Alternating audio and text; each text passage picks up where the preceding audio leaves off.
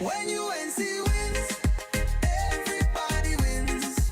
When UNC wins, Trinbago wins, Trinbago wins. Everybody wins, everybody wins. Vote for peace, vote for love, vote for hope, vote for change. When UNC wins, everybody wins. When UNC wins, Trinbago wins, Trinbago wins. Everybody wins, everybody wins.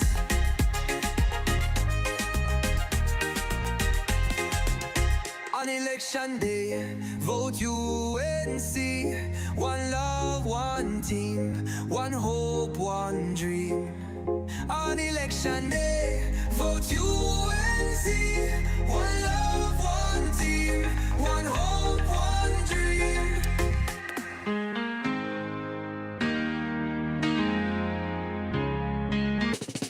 When UNC wins, everybody wins. When UNC wins, Trinbago wins, Trinbago wins. Everybody wins, everybody wins. Tell your neighbor, tell your friend, now is the time to rise and shine. Tell your mother, tell your father, now is the time to decide.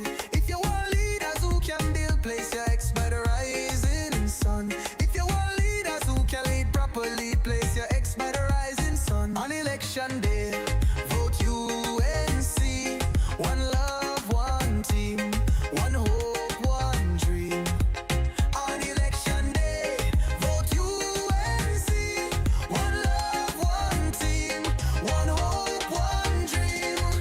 When UNC wins, everybody wins. When UNC wins, Trinbago wins, Trinbago wins. Everybody wins, everybody wins. Vote for peace, vote for love, vote for hope, vote for change. When UNC wins, everybody wins. When UNC wins, Trinbago wins, Trinbago wins. Everybody wins, everybody wins.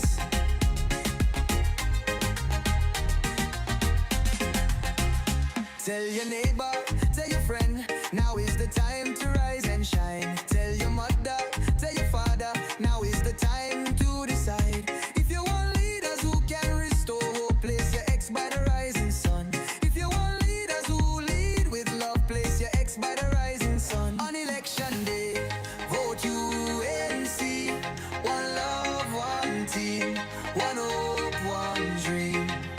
On election day, vote UNC. One love, Hi, my name is Hannah Henry, and at the age of 12 years old, I passed for Bishop Anstey High School. At the time, I didn't have access to a laptop, and my mom couldn't afford it. But thankfully to the UNC government, I was able to have access to one, and it was so much easier to not have to worry about sending in my assignments on time. And I'm so grateful. Thanks, Auntie Cams. When UNC wins, everybody wins.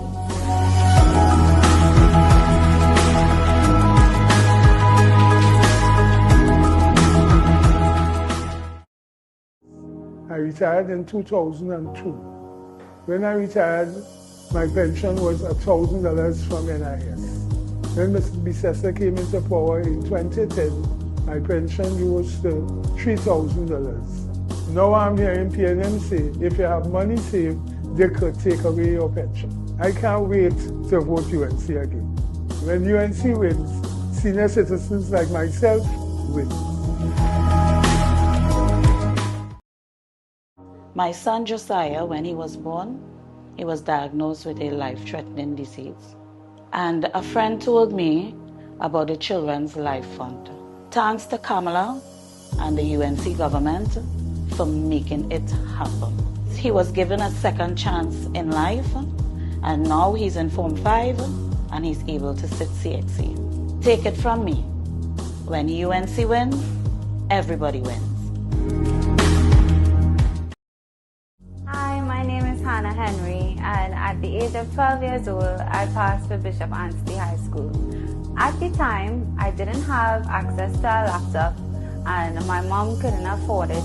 But thankfully to the UNC government, I was able to have access to one, and it was so much easier to not have to worry about sending in my assignments on time. And I'm so grateful. Thanks, Auntie Cams.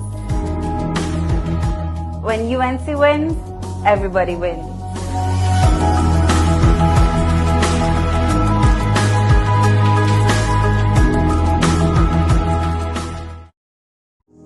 I retired in 2002. When I retired, my pension was $1,000 from NIS. When Mr. Bissessa came into power in 2010, my pension rose to $3,000. Now I'm hearing PNM say, if you have money saved, they could take away your pension. I can't wait to vote UNC again. When UNC wins, senior citizens like myself win. My son Josiah, when he was born, he was diagnosed with a life-threatening disease. And a friend told me about the Children's Life Fund. Thanks to Kamala and the UNC government for making it happen. He was given a second chance in life, and now he's in Form 5 and he's able to sit CXC. Take it from me, when UNC wins, everybody wins. Hi, my name is Hannah Henry, and at the age of 12 years old, I passed for Bishop Anstey High School. At the time, I didn't have access to a laptop, and my mom couldn't afford it. But thankfully to the UNC government, I was able to have access to one, and it was so much easier to not have to worry about sending in my assignments on time. And I'm so grateful. Thanks, Auntie Cams. When UNC wins, everybody wins.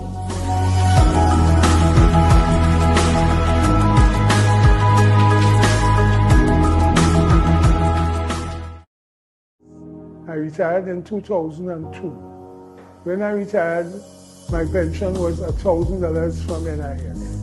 When Mr. Bissessa came into power in 2010, my pension rose to $3,000. Now I'm hearing PNM say, if you have money saved, they could take away your pension. I can't wait to vote UNC again. When UNC wins, senior citizens like myself win. My son Josiah, when he was born, he was diagnosed with a life-threatening disease. And a friend told me about the Children's Life Fund. Thanks to Kamala and the UNC government for making it happen.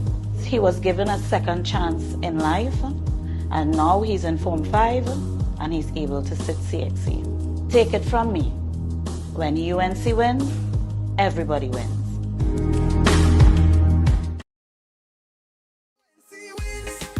Everybody wins. When UNC wins, Trinbago wins. Everybody wins. Everybody wins. Vote for peace. Vote for love. Vote for hope. Vote for change. When UNC wins, everybody wins. When UNC wins, Trinbago wins. Everybody wins. Everybody wins.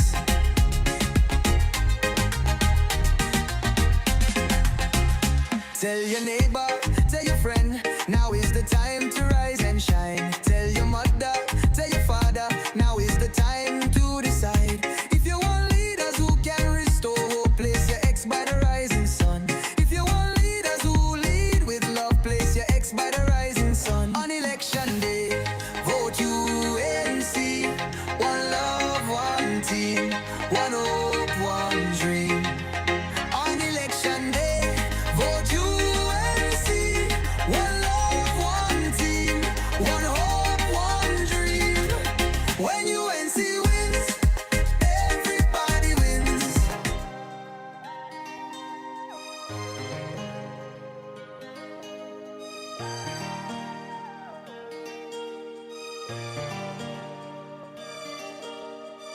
On the 28th of April, I want you to come out in your numbers and put your X by the rising sun.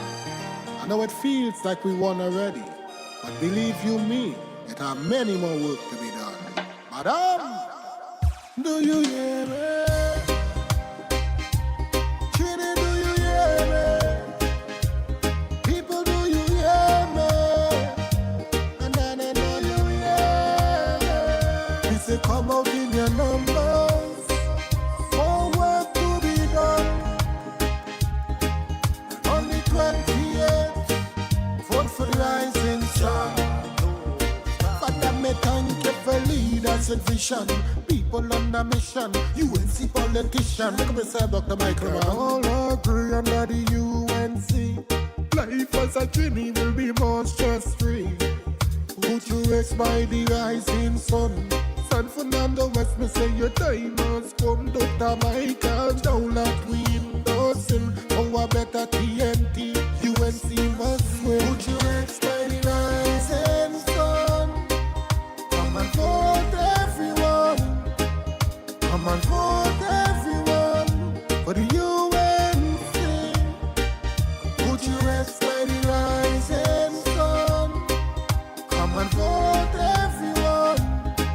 Come out and vote everyone for Dr. Michael. Do you hear me? Trini, do you hear me? People, do you hear me? Hear them turn Trinidad and Tobago into their new plantation. It's nothing more than sufferation and taxation. It's time to vote out this administration. Man, we give them the chance to run the country. The only thing them did is tax and fight we. They make things hard, they make it grimy.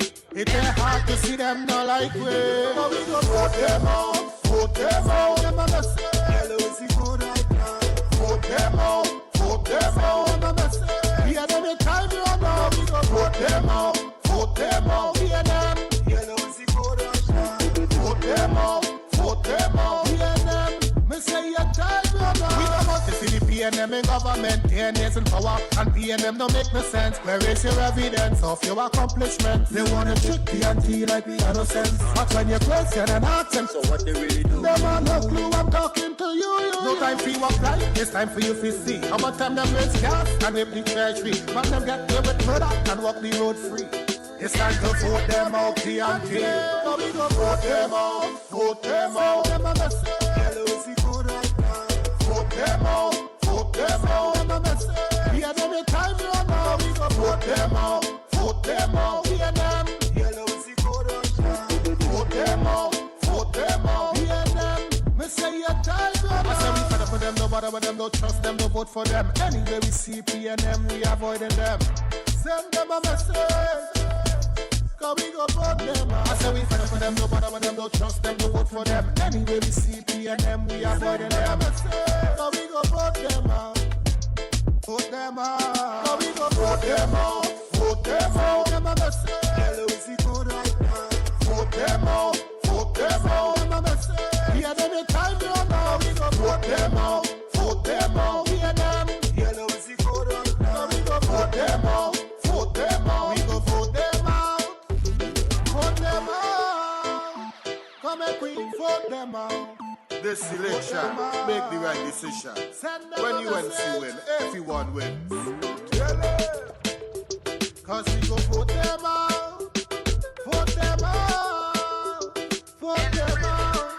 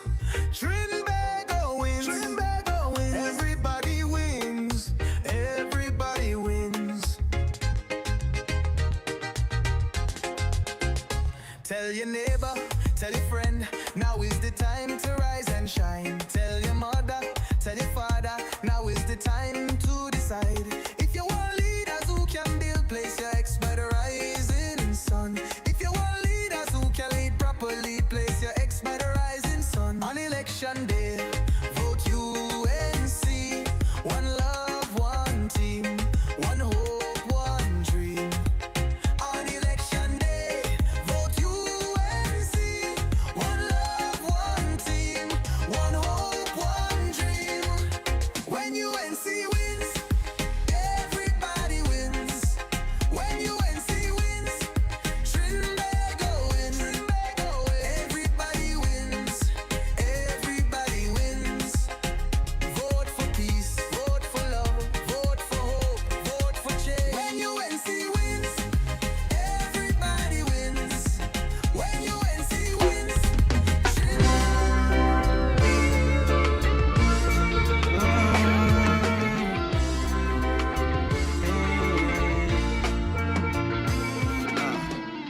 Struggle is a way of life for most of us these days. Murders every day and night, so no, we don't feel safe. 10 years gone and no betterment. It's time for a change of government. The best choice for you and me is to vote for the UNC. Cause when the UNC wins, everybody wins. We need to make our country safer. The time is now, don't wait for later. Cause when the UNC wins, everybody wins. Time to stand up for a future with KPB and the UNC. Every day we watch and wait to see what happens next. And every day things escalate and we feel the effects. Retrenchment spread like bushfire, and the murder rates getting higher. On April 28th, let's make a change. BNM must get fired. Cause when the UNC wins, everybody wins. We need to make our country safer. The time is now, don't wait for later. Cause when the UNC wins, everybody wins. Let's stand up. Good evening, everyone. Check. Check. Check. Check. Are you hearing me? All right, well, the sound man there, so go ahead. Good evening, ladies and gentlemen. You hearing me now, right? May I ask our speakers to come to the front row, please? It's 7 p.m. We advertise a time of 7 p.m. and therefore we will be starting promptly. Give me 1 minute, let our speakers come to the front. Thank you. Right. Good evening, ladies and gentlemen. My name is Ken Emrith. I'll be your co-chair this evening for this meeting right here in the Pagoda car park in the great constituency of San Fernando West. May I ask all of us to stand for the national anthem and pray. Love of liberty in the fires of hope and prayer, with boundless faith in our destiny, we solemnly declare, side by side we stand, islands of the blue Caribbean Sea, this our native land, we pledge our lives to thee. Here every creed and race find an equal place, and may God bless our nation. Here every creed and race find an equal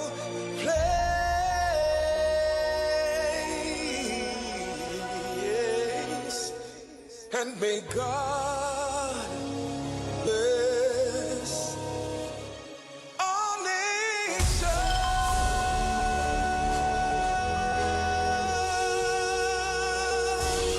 Almighty God, most beneficial and merciful, Creator of the universe and embodiment of divine wisdom and light, we come before you with thanksgiving and praise. May your will be done in our nation as it is in the heavens. Please bless our political leader, party officials, activists, and all the people of Trinidad and Tobago. Give us the grace to always see good, be good, and do good, and the courage to serve the people.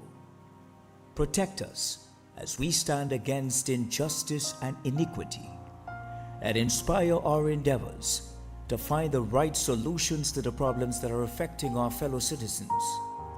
Grant that we may always work together with humility and respect for the greater happiness of all and the honor and glory of our country.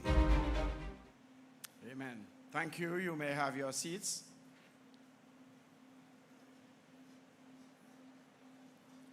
Ladies and gentlemen, brothers and sisters of the constituency of San Fernando West gathered here in the car park on Independence Square, Pagoda Car Park.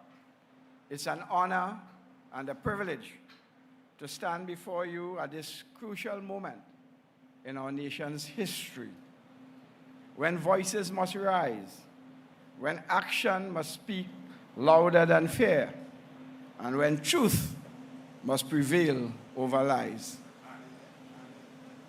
Tonight,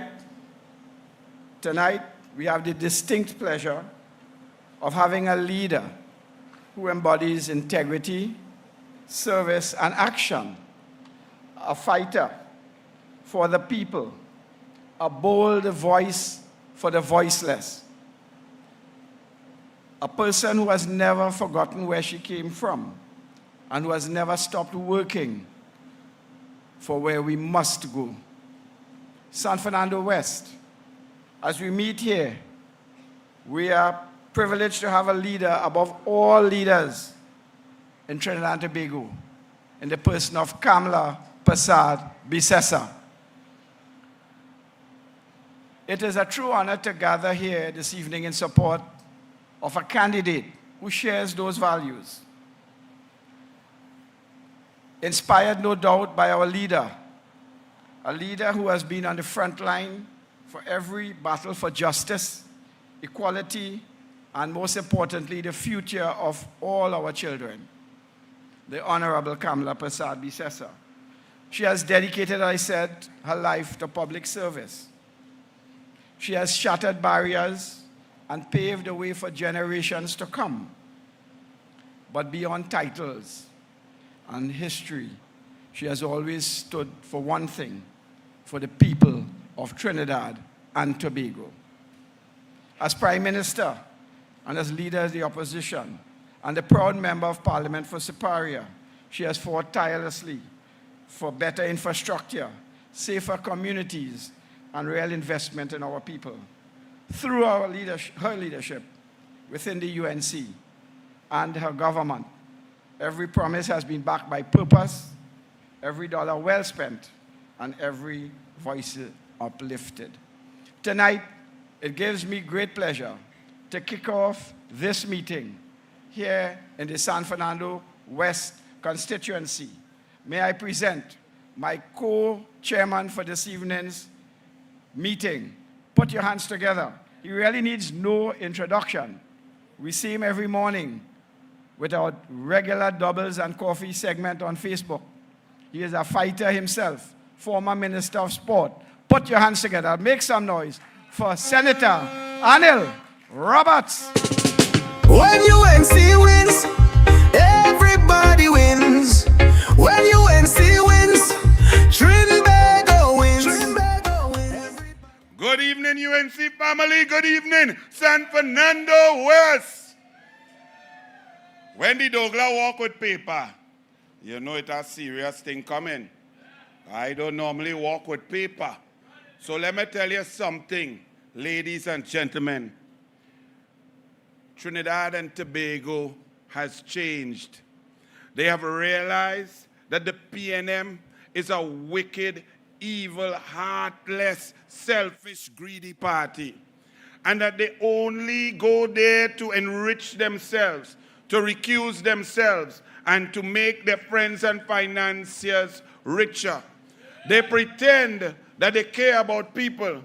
They give you crumbs and they take the whole cake. They tell you when there's no food on the shelves that you could have almond milk. They are disconnected. They want the rich to get richer and the rest of us to get poorer. And we must put an end to that on April 28th. There is a man, well, so they say he's a man. Me ain't take no DNA test and all them kind of thing. A fella walking around San Fernando West asking you to vote for him. The only thing that has gotten bigger on him is his chest and his muscles as he tries to impress you with brawn rather than brain. He was the worst Attorney General in the history of Trinidad and Tobago before the last Attorney General Limo, and this one, he moved from gold to bronze based on the PNM selecting the worst of the worst. Camille has now removed him from that position. But Faris Al-Rawi, a.k.a. Johnny Sukaran, is walking around San Fernando West saying, please vote for me. Give me a job again for 5 years. Well, let's analyze the benefits that Johnny Sukaran, Faris Al-Rawi, has gotten in the last 10 years. That you, the people of San Fernando West, gave him the vote. Faris Al-Rawi wants your vote. And over the last 10 years, he made a salary as Attorney General and Minister of Rural Development and Local Government, an average of $40,000 a month. Over 10 years, that's approximately $5.2 million. Faris Al-Rawi also, while using your vote, went into the cabinet of Trinidad and Tobago. They brought a cabinet note, his friends and them, to rent his building, which was incomplete, for $23.5 million every 3 years. They paid him $38 million.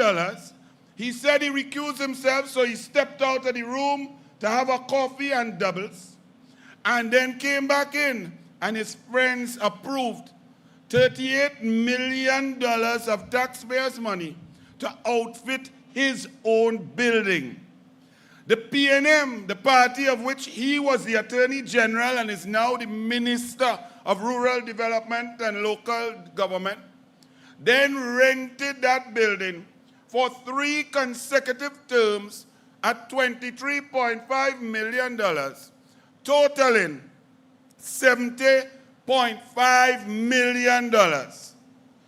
So when you add up that, plus perks, plus the profit made on selling 2 Porsche, one that he lied up in the parliament, and making a profit of $600,000 on each one based on tax-free concessions of the job that you gave him, you voted him in, that's another $1.2 million.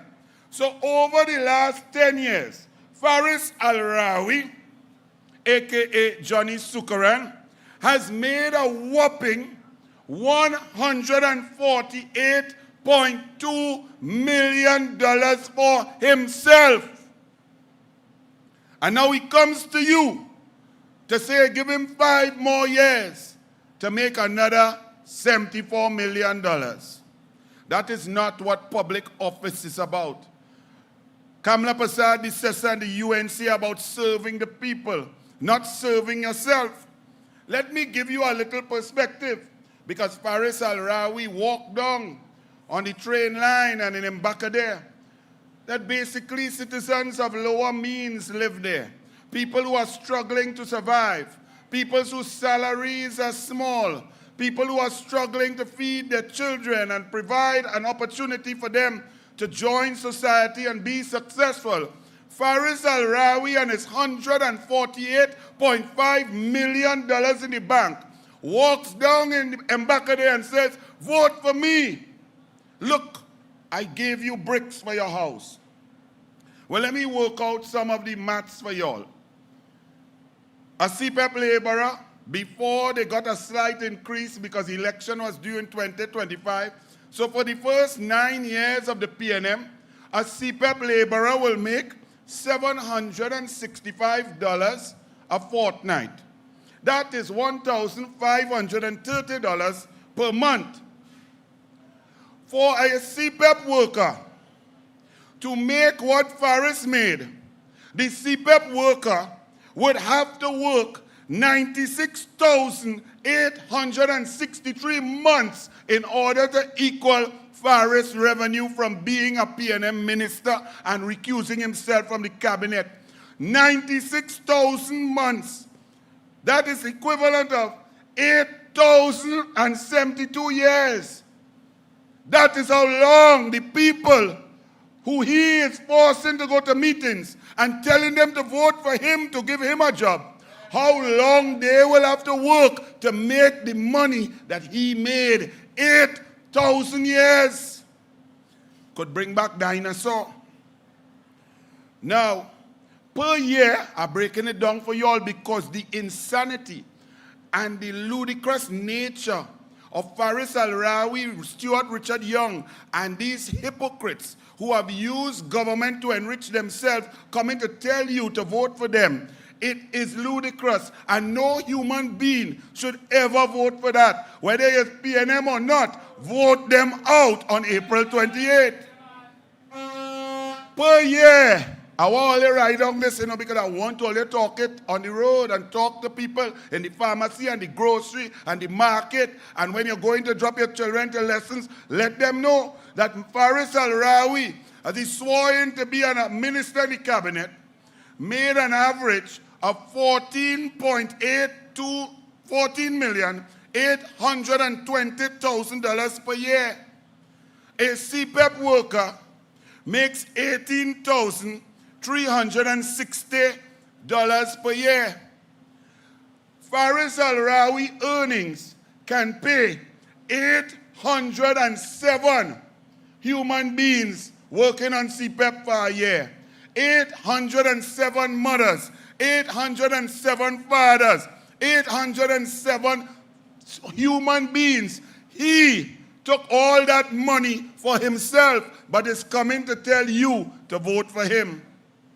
With the recent increase from $765 a fortnight to $965 a fortnight on 1st November 2024, the CPEP workers moved up to $1,930 a month. That is 76,788 months a CPEP worker will have to work to make the money that Faris make. Y'all, is this not boggling your mind? 76,000 months, we can't even understand what that is. 6,399 years poor people will have to work to make Faris money. But Faris coming to tell poor people, vote for me on April 28th. I say everybody, vote out Faris, vote for Dowlett, vote for the UNC on the 28th.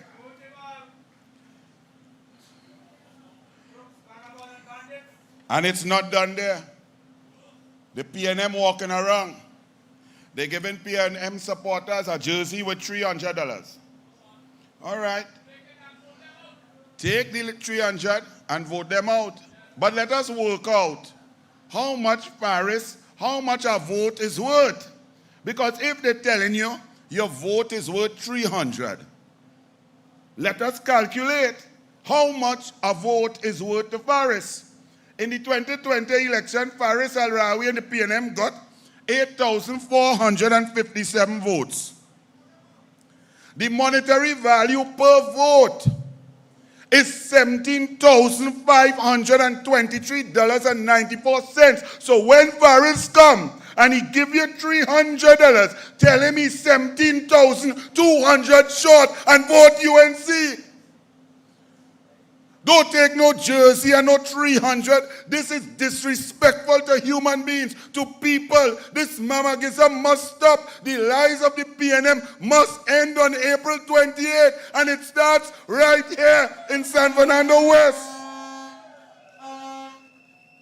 Far less. I ain't bothering to calculate what Stuart Richard Young he father Richard Young and Angus Young make. If all you want to calculate 5.38 billion dollars, divide by 3 over 10 years, and work out that. Them should be paying them till they're dead. Because with that kind of money, they might live forever. But it doesn't down there. Now we go to Faris Al-Rawi as minister. He have the RDC. They just create this. They create this and give him money to spend to serve the people.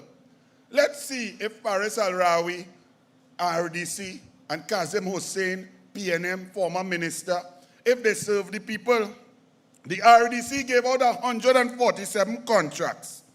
And during the tenure of Kazim Hussein and Faris Al-Rawi, the engineers estimate, when you do a tender, the engineers, the bright people, let's do a little estimate, and then the tenders will come in, and they will evaluate and see who will win. Well, all these tenders, 147 contracts, somehow the people who bid was real bright. They come in close. They nearly get it exact. There's only a difference of 1.5% or 3.5%. Normally you may see a gap of 10, 12. So somebody might assume somebody knew something. I don't know. Maybe the contractors, all of them just very good. But there's a big problem. Because when you check who get contracts, and they gave out $257,928,438.90 worth of contracts. But everybody who get contract is a friend of Faris, working for Faris, or in Faris' campaign. For example, the company documents show that 4 people close to former Prime Minister Keith Christopher Rowley, Kazim Hussein, Faris Al-Rawi, and Renuka Sagramsingh Sukral got contracts from the RDC. Now you must also understand, the RDC's vision was you get contracts in the community, and community contractors will get a small contract, build the community, employ people in the community, and uplift everybody. But not the PNM. Them greedy, them cranny, them must take contract. People from Bayshore building wall in Sanssouci. Man from Couva building thing up in Laventille on the Lady Young. However, Faris Al-Rawi was the substantive minister.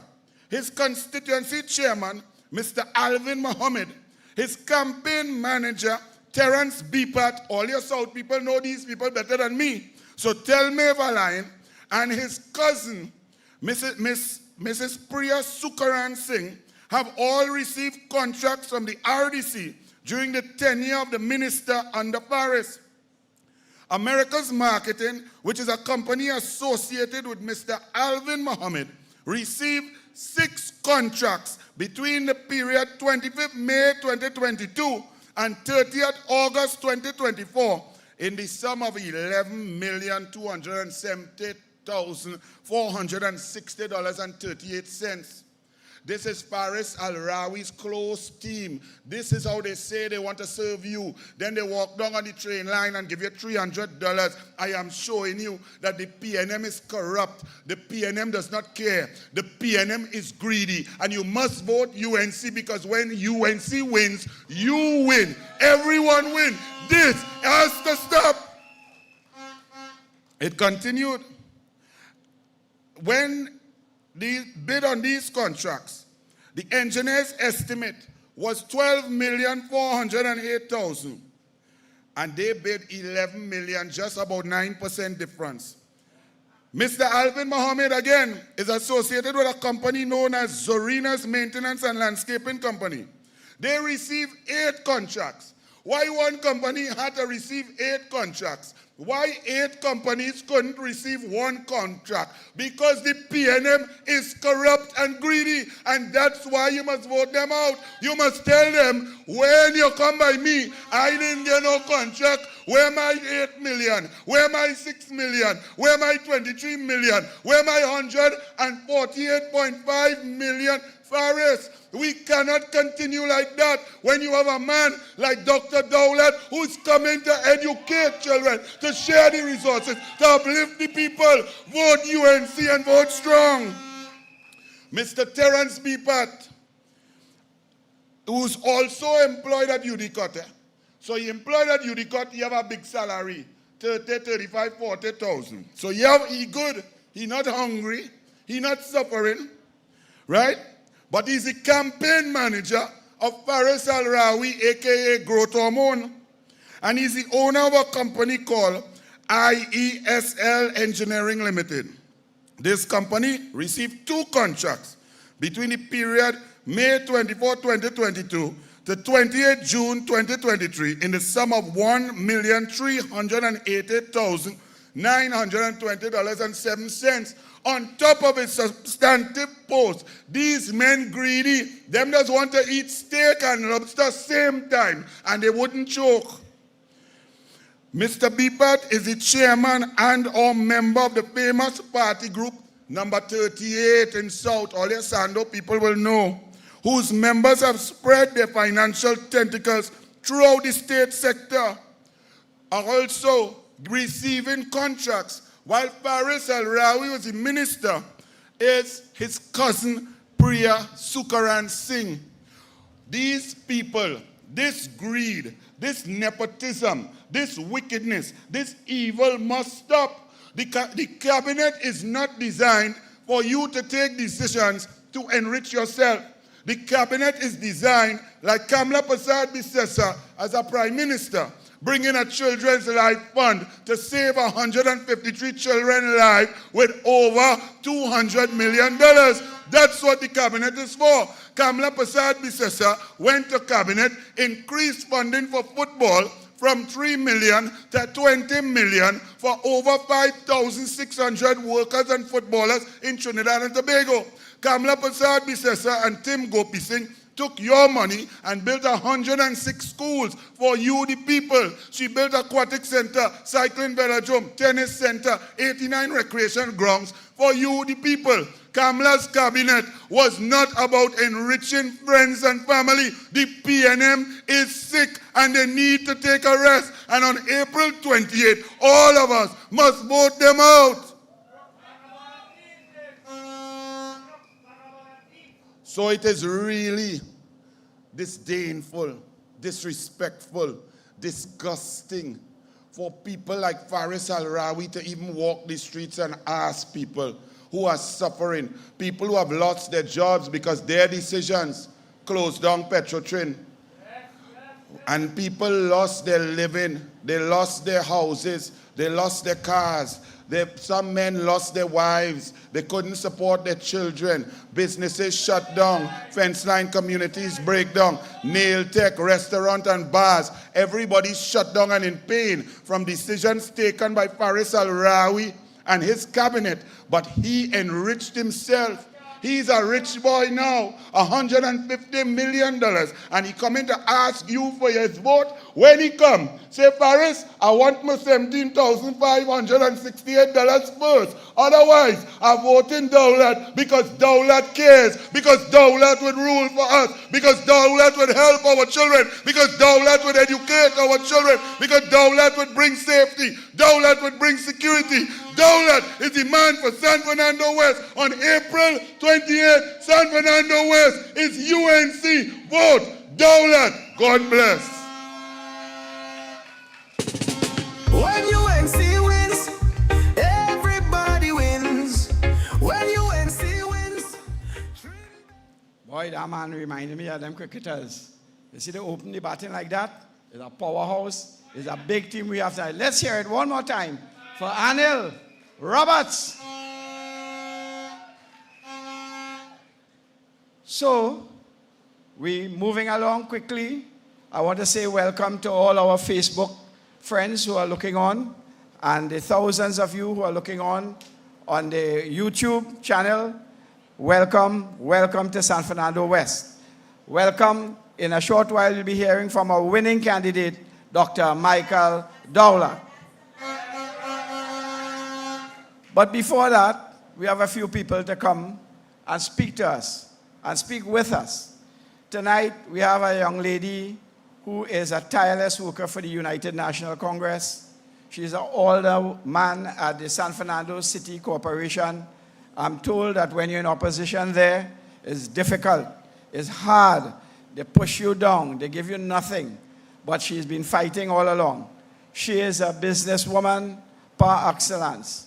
She is the chairman of the San Fernando West Executive. Importantly, she is the treasurer of the United National Congress. Put your hands together. Let's welcome Alderwoman Viliana Ramuta Singh. When UNC wins, everybody wins. When UNC wins.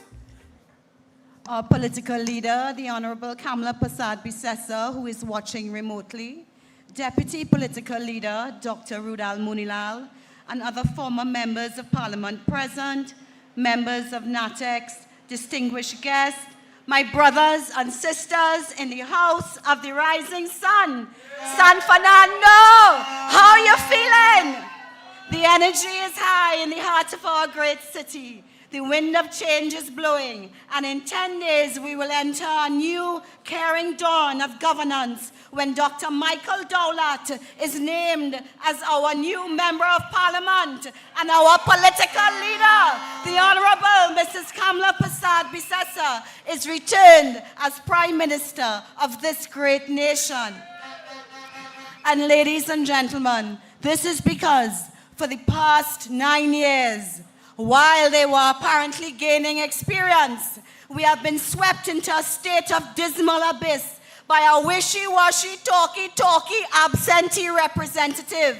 The MP, who is the Minister of Local Government, watched as the City Corporation was starved for resources, operating as a fraction of its allocation. Citizens are clamoring for basic infrastructural upgrades and maintenance, but instead every 5 years we get pie in the sky grandeur talk that will never materialize. Our nation is in crisis, crime is rampant, the economy is faltering, healthcare is in shambles, and corruption is at an all-time high. Despite our demands for the PNM to do the job that we have been paying them to do, they have chosen political games over meaningful action. You would recall some of the MP's 2020 election promises. The Chancery Lane Administrative Complex proposed completion date September 22, never started. Lady Hills Road widening project, half of the road is a gravel track, and the only positive there is the little children from the wharf playing cricket at the dead end on that Lady Hills Road. Plaza San Carlos, it never started. I went to look for this Plaza San Carlos shopping complex because he said he had completed 10 out of the 11. And the security from PTSD ran outside. She said, "Mom, that wall is going to fall on your car. Drive up, drive up." Never started. Mbakade Indoor Basketball Facility, never started. Mbakade Multipurpose Complex, never started. Magistrates Court, the site is all iron and vines, all run down, dilapidated, lot of land, blocked by galvanized, never started. Lady Hills by the Sea, never started. But who could afford the 3.5 million penthouse apartments with a view of the cemetery?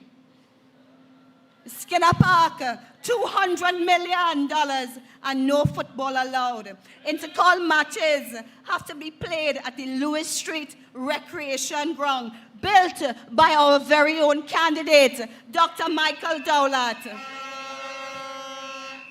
A $140 million hospital car park, while our family and friends sleep on chairs for days at a time in the hospital. No medication, no machines working, doctors tired, nurses frustrated, poor health care. This brings me to Faris Al-Rawi's comments. In the media yesterday, as he handed over 10 houses in Marabella, he promising these people in Bayshore this duplex condominium estate for 10 years now. He handed over 10 houses in 10 years. And he compared it to a resort. what he said in his interview, what has Michael Dowlett built in San Fernando? Mr. Alwari, first of all, Michael Dowlett is not the member of parliament for San Fernando. You are. You are. And if you had visited Naprima College, Mr. Alwari, while he was principal, you would know Michael Dowlett is a citizen extraordinaire. He has dedicated nearly all of his life to holistic and educational development of young people. The growth of Naprima College under his leadership is a testament to his competence and ability to turn vision into reality, to implement plans and to turn policy into action. It is no surprise that Faris is not aware of Dowlett's accomplishments as his really spoken presence, his presence, rare presence is at Press Fest once for the year. That's all he knows about anything that goes on with high schools in San Fernando. The Press Fest, right, where you go and pose and do a TikTok. Our esteemed city deserves to be better represented by a distinguished man of integrity, whose developments are not only apparent in the infrastructural development at Naprima College, but in the generations of students who he has influenced as an educator. We need an MP who has a track record of service, not style, to be present, to listen, to help, to care. Ladies and gentlemen, this is the last train to San Fernando. It is our last chance to stand up against neglect, wastefulness, and vanity projects that bear no relevance in our lives. We deserve a government that prioritizes the safety and well-being of its people, not one that makes empty promises while failing at every turn. The time for change is now. We have done it before, and we will do it again. We have a plan. Together we can build a brighter future for Trinidad and Tobago. When Dr. Michael Dowlett wins, our families win. When Dr. Michael Dowlett wins, San Fernando wins. Our political leader, Kamla Persad-Bissessar, will bring back astute and caring governance to Trinidad and Tobago. When UNC wins, everybody wins. On April 28th, vote UNC, vote UNC. Long live our political leader, Mrs. Kamla Persad-Bissessar. Forward to victory, forward to victory. Backward never. When UNC wins, everybody wins. When UNC wins. The PNM is running scared. Poll after poll. They are now discussing how bad is the defeat going to be. But as an Olympic coach, I tell you, I don't care. Yes, we're in the lead. Yes, we're going to blow them out. But now we have to work harder. We have to make sure we get out there and spread the message. We have to walk more. We have to greet people with respect more. We have to get the data. We have to put our cars in place. Our polling agents must be very trained. We must know to mark the ballot boxes. We must monitor the ballot boxes because they put PNM returning officers. They put PNM presiding officers. They want to thief the election with Fernando and the EBC. We must watch them very carefully. We must protect our democracy. So yes, we are on the road to victory. We're going to win a big one, but we want it to be bigger across the board. And one of the seats that is coming into play, that people like me who have studied politics since 1978 coming forward would say, boy, we never had a chance. In 2010, when the People's Partnership was being formed, I was planning to go up against that Dwayne in Diego Martin Northeast. But the amalgamation and the negotiation of the Congress of the People and the UNC got Diego Martin Northeast. So I was talking to my campaign manager, Jerry Hadid, and a young, he's passed now, Reverend Fabista Chubby David. And Jerry Hadid said, Anil. I said, boss, where we going now, boy? I was planning to go for the Dwayne. I was planning to take him on the hills, all up in Paramin, and burn him out. He said, well, Anil, Patrick Manning in San Fernando East. You are the #1 talk show host with Sprangalan in San Fernando. It will be interesting. Go and take a... I said, Jerry, me here walking into a catastrophe just so. Don't talk no nonsense there. I have to have a little chance. So then I ended up, long story short, I went up a tax sharer up in Dabadi, O'Meara,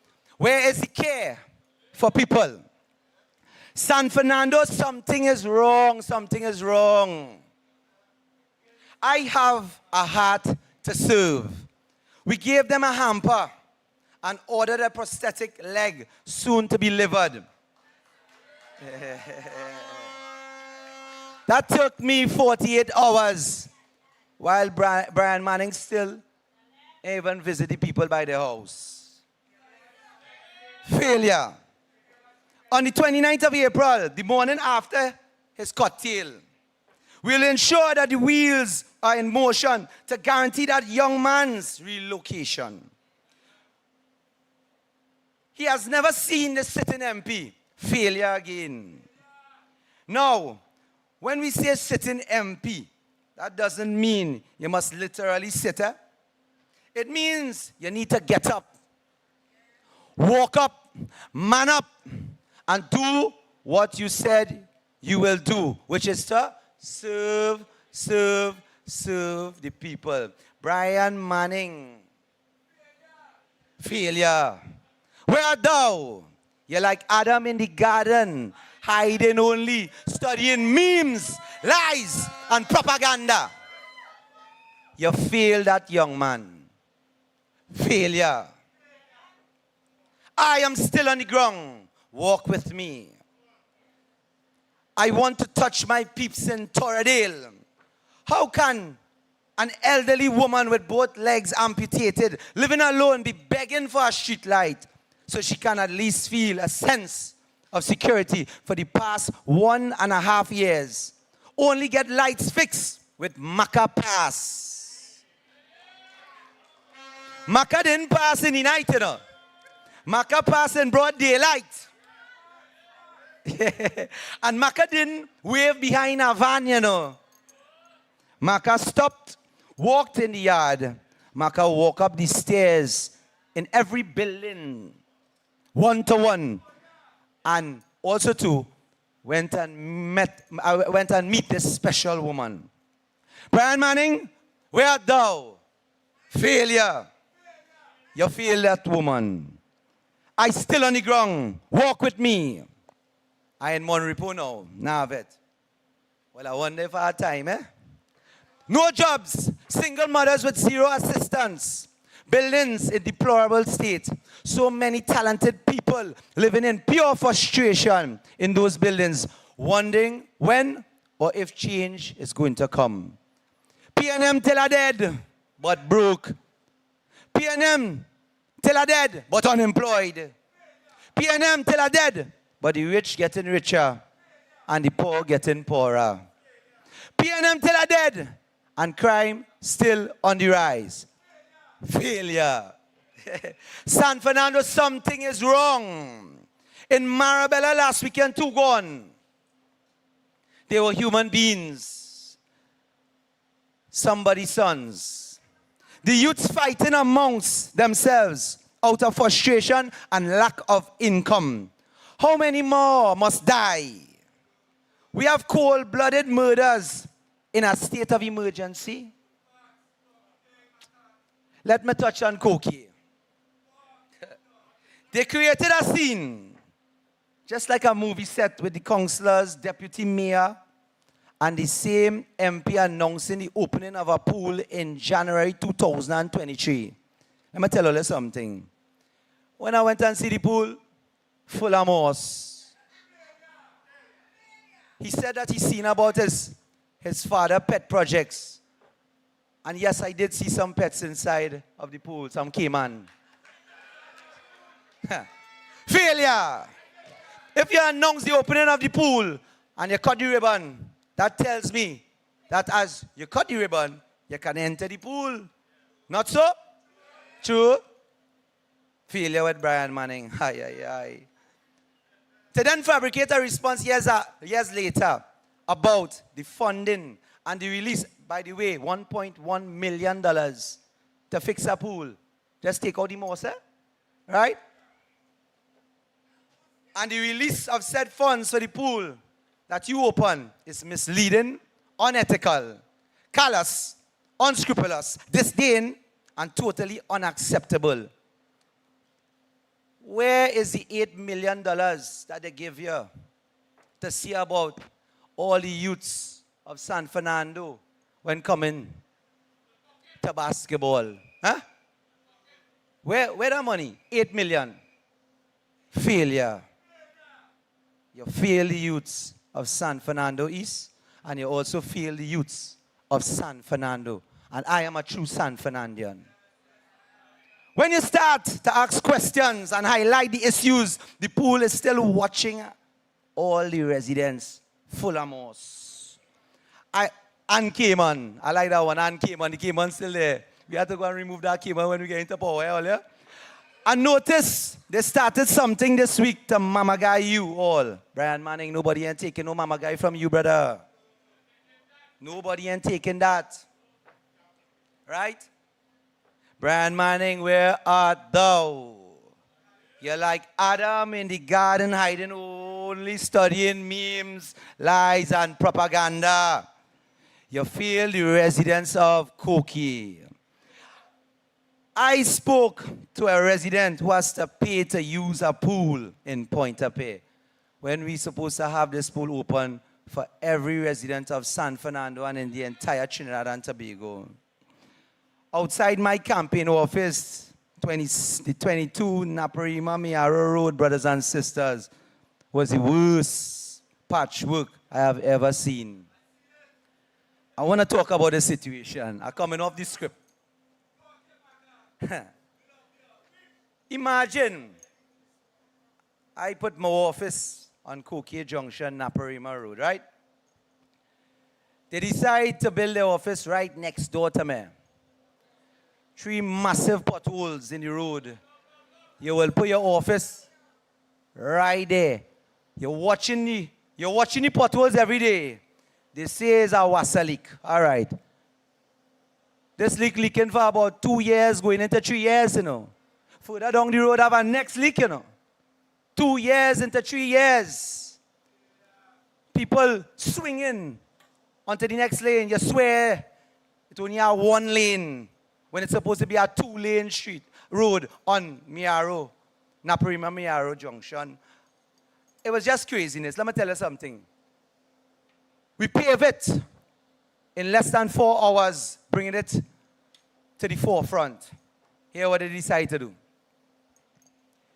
They decide now to say, it have a leak there. So they come back the next day, dig it back up after we pave it.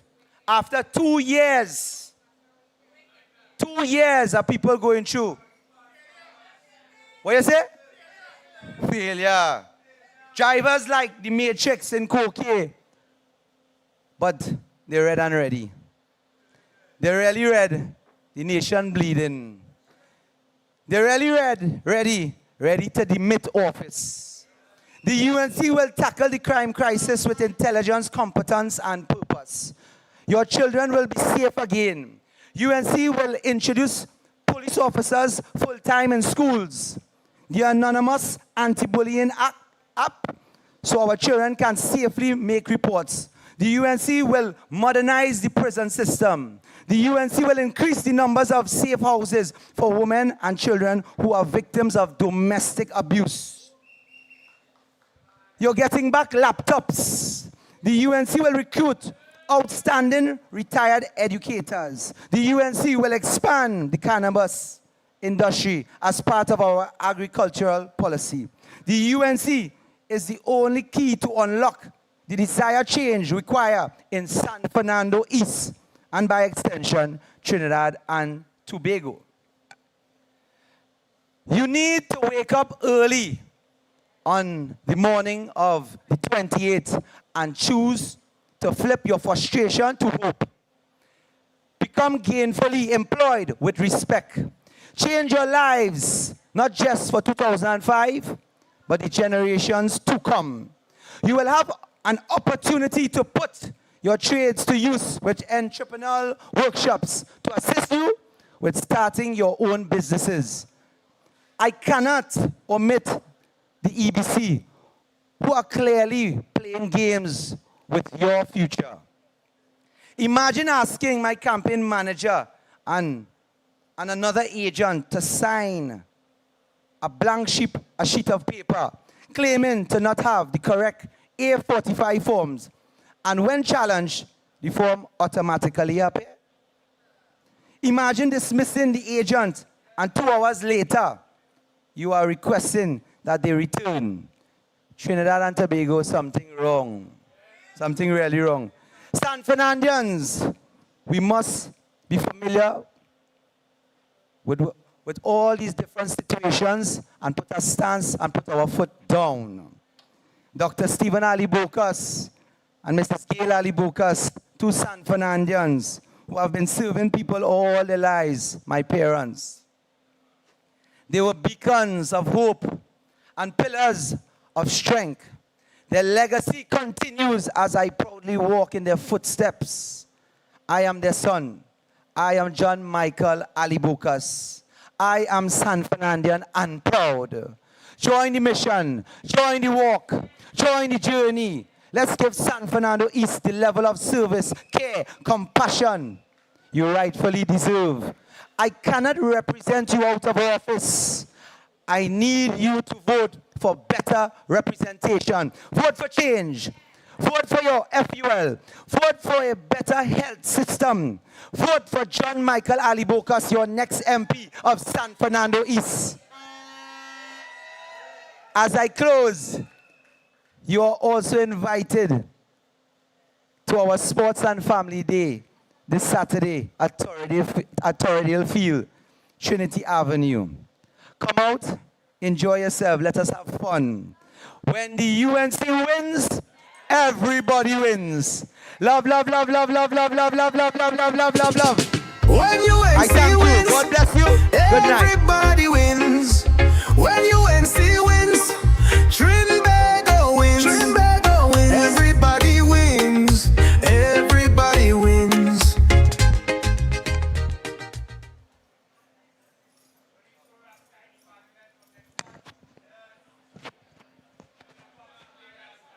Thank you, thank you, thank you. Let's hear it one more time for the winning candidate, San Fernando East.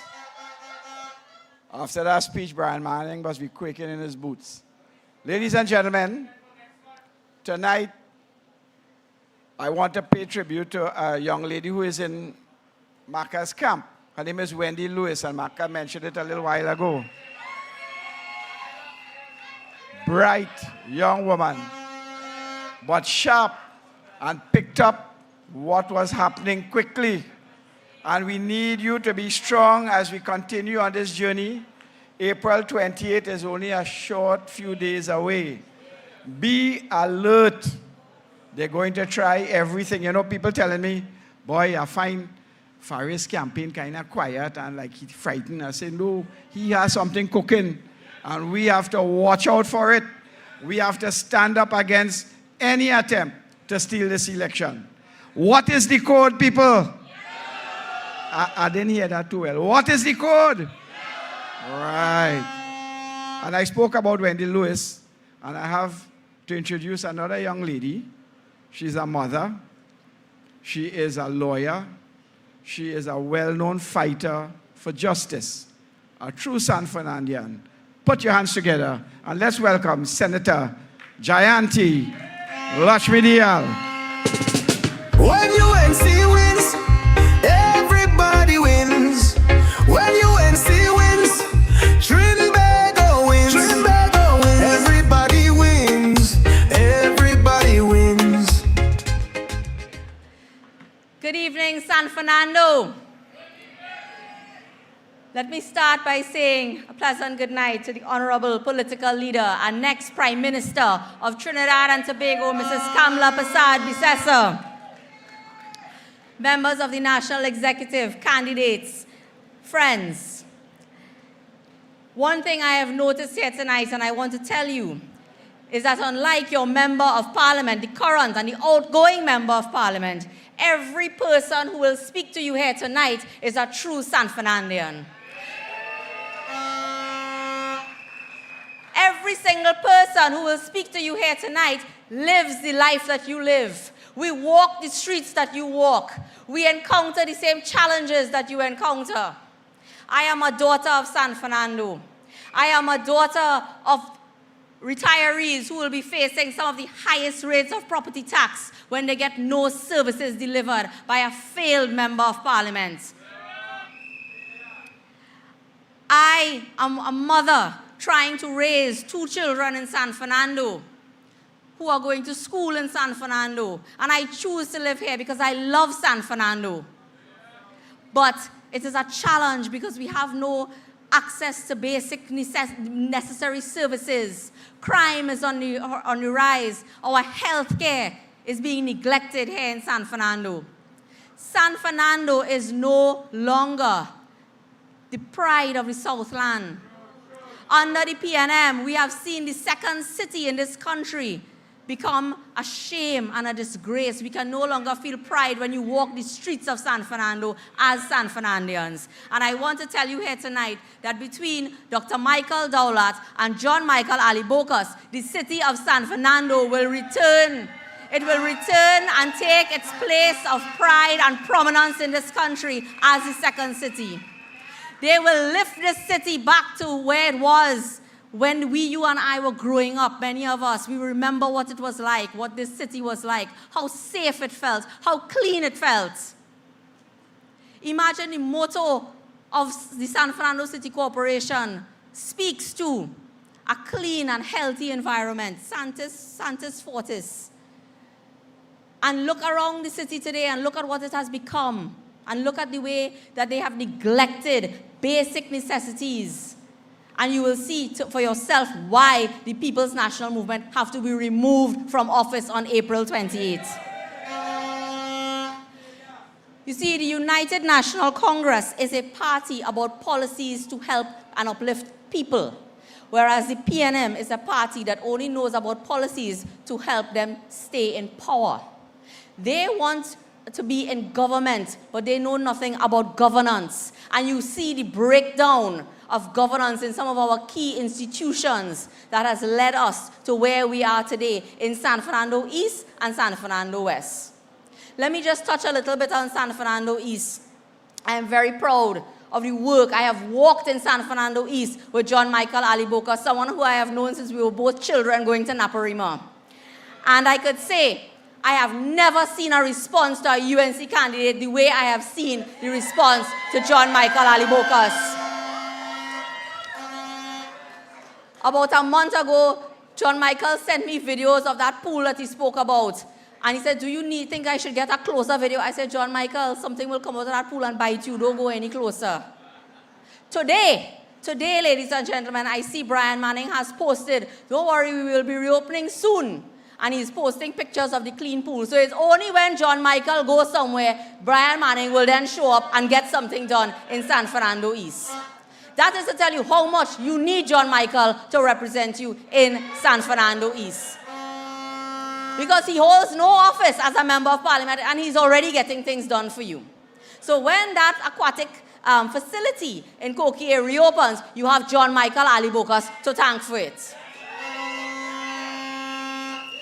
And I want to tell you the importance of these things because, you know, I don't follow Brian Manning and I'm on social media. It is someone who I know. Someone who in politics we call the typical nonchalant voter. A person who will vote sometimes, stay home sometimes, very much on the fence. They have no allegiance to any political party. And that person was lighting up and criticizing Brian Manning and saying it is only when you see a stained finger that you might lose a vote that you come and do something. And that person was praising John Michael Ali Bokas. So ladies and gentlemen, trust me when I tell you the ground is shifting and collapsing beneath Balize House as we speak here tonight. The movement of change is coming, and I urge you to stand by our candidates and to push forward as we push towards April the 28th and removing this wicked, incompetent government. I want to spend a little bit of time tonight speaking about some of the issues that the UNC proposes to address. And you have seen our manifestos or mini-festos as we call them. I think it's a brilliant idea. They are so easy to read and digest and you could understand. But I want to explain some of the things that we are going to focus on. Our political leader has said that everywhere you go, the length and breadth of this country, Crime is the #1 problem plaguing this country. Your present sitting, failed, absent member of parliament, as you would have heard Alderwoman Viliana Ramutasing say, spoke in 2020 about his accomplishments. He boasted about courthouses. Ladies and gentlemen, I am a practitioner. I see other members of the legal fraternity here today who are practicing and they can back up what I am saying. We do not have a Supreme Court building that is functional in the second city of San Fernando. Could you imagine that? There are only 3 Supreme Court buildings in Trinidad and Tobago. Port of Spain, well, they have split it now into the waterfront, but it's still one. Port of Spain, Tobago, and San Fernando. And the San Fernando Supreme Court building has been closed for more than a year. I would say almost going on 2 years. They cannot fix it. He beat his chest and said that he's going to have a state-of-the-art magistrates court for us. When you leave here today, make a right turn and go and see where the old Wassa building used to be. The old dilapidated, abandoned Wassa building was looking better than that site that they have there now with 5 pieces of iron sticking out the ground 5 years later. He has not delivered.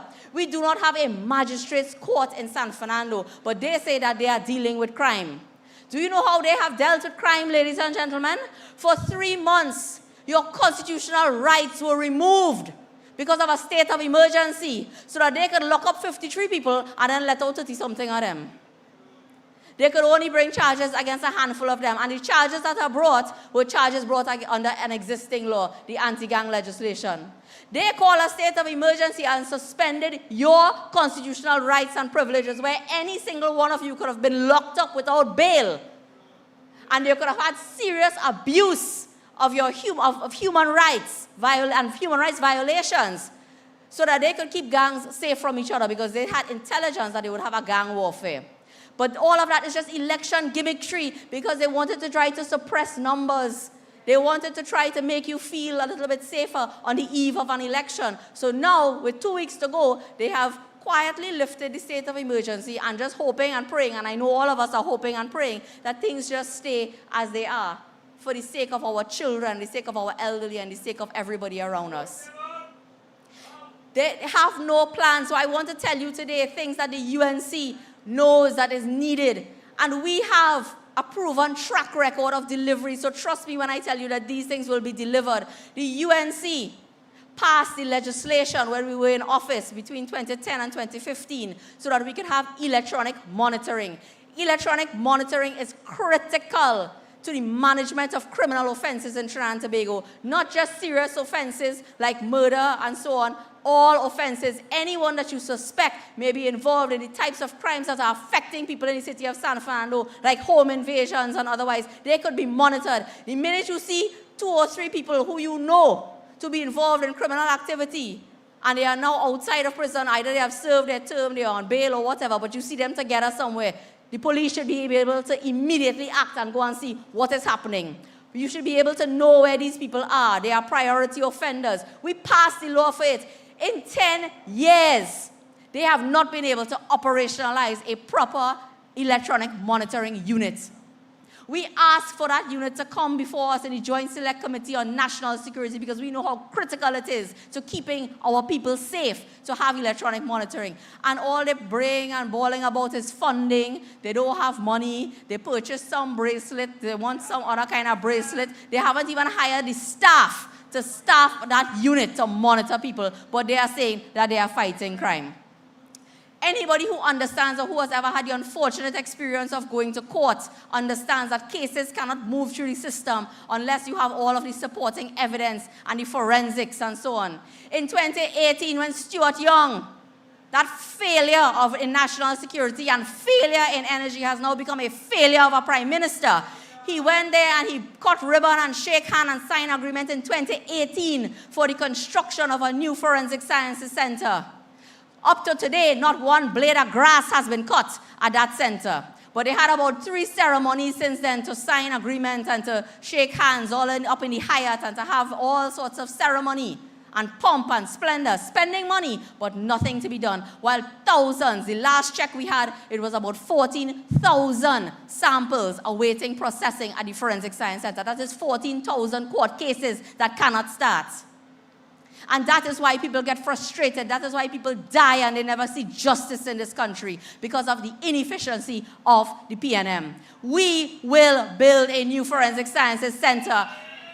The political leader has already identified space, and I want to tell you about how many resources, because of malice, not just the Couva Children's Hospital, but right very close to us here, the Debe campus has not been opened because of the malice of the PNM. And these are things that exist that you, the taxpayers of this country, would have funded, and you are now being deprived of the benefits that can come to you from those places that would have been built and delivered by a UNC government because of the malice and the wickedness and the spite of the PNM. We will change that, my brothers and sisters. The UNC has been consistently lobbying for more CCTV cameras and the maintenance of those cameras.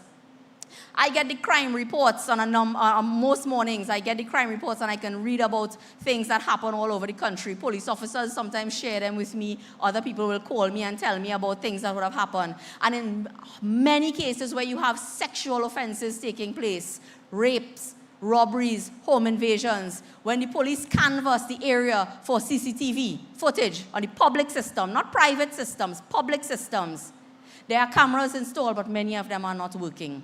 Imagine you are a victim of crime and the only chance you have for justice is when the police might be able to find the CCTV that could help convict somebody, and there's a camera installed, paid for by you and me and all the other taxpayers of this country. But the PNM have failed to maintain those CCTV cameras, and they are not working, and therefore they could be of no assistance to the police. We are still trying to fight crime in 2025 the way we did it in 1980. Go and look for a witness who could identify an offender and hope that they show up in court 10 years from now when it's time to give evidence.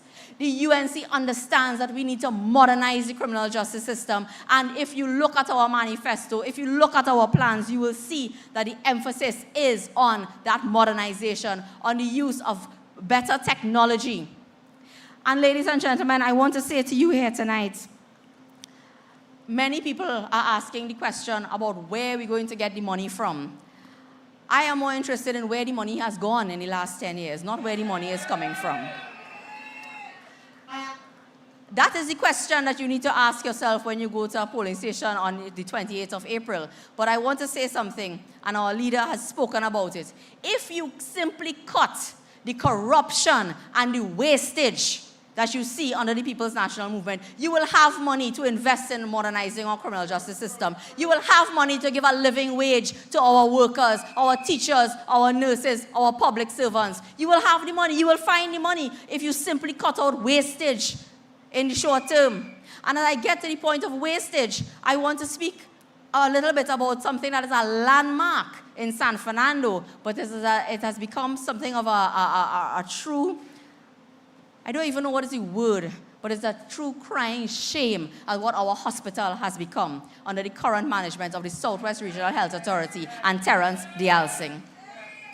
You would have heard on Monday night in Pinal, Dr. Bodo, the former chairman of the Southwest Regional Health Authority, who delivered that San Fernando teaching hospital in order to give life to the vision of Kamala Persad-Bissessar when we were in government. He spoke about the failure of the PNM to build a cath lab. Today, I see Terrence Dialsing has come up with what I consider to be the lamest excuse in the books, saying that the reason the cath lab wasn't built is because they have to retender because of the procurement law. Dialsing, who you really think you're fooling? The PNM did not implement the procurement law for 8 years. When we left government, tenders had already gone out for the construction of that cath lab. He came back and he retendered. I don't have to tell you why.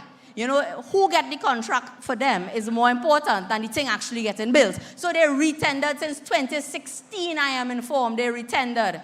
The procurement law was not proclaimed until 2023. So from 2016 to 2023, you never found the money in your capital expenditure to build a cath lab that could save the lives of people who get a heart attack. And that is supposed to be the flagship health institution in the Southland, servicing hundreds of thousands of patients in and around South Trinidad. And they have failed to deliver it. And they are running out of excuses so much now that they have come with these lame excuses in front of you. But it is worse than that. There are so many cases of wastage taking place. Today, I receive information that this beautification project, maybe you all might have seen your failed member of parliament and they are saying posing like if they're posing for Papa Penta Paint's advertisement with two paintbrush somewhere last year. The elections were in the air, so they started a project of beautification.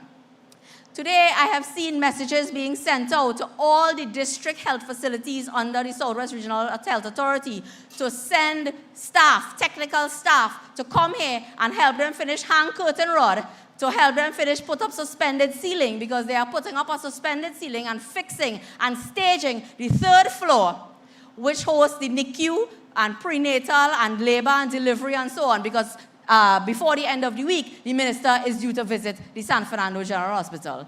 And this raises a number of issues. They have now decided to fast-track this project because of elections. The project had a set completion date of August because all of them, even them didn't know elections were going to come so soon.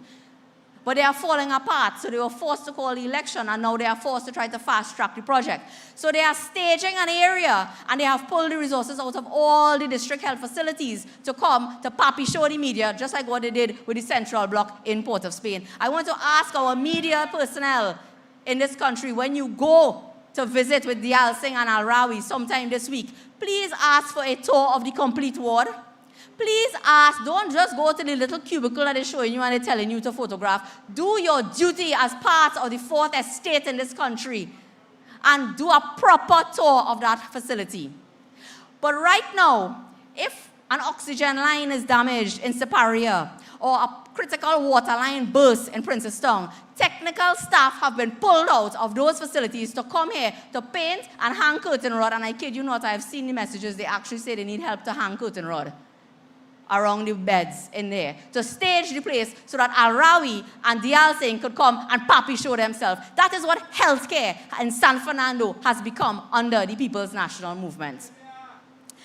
Brothers and sisters, I am limited for time, so I want to just say a few things. You have in front of you, shortly you will have in front of you and you will hear from someone who, unlike Al Rawi, is a present person here amongst you in San Fernando. You have the opportunity to change the course of San Fernando when you go to the polls on the 28th of April and you elect Dr. Michael Dowlat to be your representative. Dr. Dowlat is a man with a proven track record of delivery, as you would have heard. He has served this country diligently and capably, which is something that you could never say about the present candidate for the PNM and the outgoing MP, Faris Al Rawi. Faris Al Rawi has ensured that everybody around him, you hear them names and he'll call today about people who are getting contracts, that is his inner circle. They are fattening their pockets whilst they are in government, but they have delivered nothing for you. I want to make a special appeal tonight to people who are of my age group. I know many of you all are disenchanted, what they call the millennials and the Gen Zs. But this election will chart the course of your future, of our future. We are the future of San Fernando West. We are the future of Trinidad and Tobago. Do not sit on the sidelines and hope that things will get better. Your vote is your voice. Your vote is your voice, and you must speak out against the corruption, the mismanagement, the lack of representation. And on April 28th, you must elect a proper leader. You must elect a government that wants to deliver. You must elect a man like Michael Dowlat who wants to serve you. And you must elect the United National Congress led by Kamla Persad Bissessa, and let us rescue Trinidad and Tobago. This is a rescue mission for San Fernando, for our country, and for the future of our children. I thank you very much, ladies and gentlemen. When UNC wins, everybody wins. When UNC wins, Trinidad. Yes, brothers and sisters, that is the talent we have here in the city of San Fernando. Let's hear it one more time for Jayanti Lashmilia. Ladies and gentlemen, you know, Jayanti spoke about millennials, and they're saying that, you know, social media is a big thing now, and we all know that. Our phones, we carry them everywhere we go. And I was just checking something a little while ago. Outside of this big crowd that we have here in the Pagoda car park and spilling beyond into the Independence Avenue Street, I just made a check because I have relatives watching this on YouTube. from Florida. And the amount of views currently, live views, for this meeting is 5,700. 5,700. But I like to be fair and say, you know what? Anil mentioned to me that the PNM have a meeting in Diego Martin, and at that meeting is Rowley, Imbert, and Dinobriga, I think you said. So I said, let me check. I like to be fair. They have, just before I came up the steps, 761 people watching them live. We have 5,700 because people know this country needs rescuing and they're interested. And thankfully, all of us here are part of that rescue mission. So on April the 28th, go out early and cast your vote for the United National Congress. How do I welcome this next speaker? He is a man by the people, of the people. He is a former member of parliament for San Fernando West. He's a former minister of works. He's a gentleman. He's a humble man. But I do say that I admire him and envy him because he walks every morning. He'll tell you the mileage. I can't remember. I think it's 6 or 7 miles every morning and the same amount every evening. But he's been walking the length and breadth of San Fernando West. And he's been talking to people. He doesn't just walk. He speaks to people. He stops.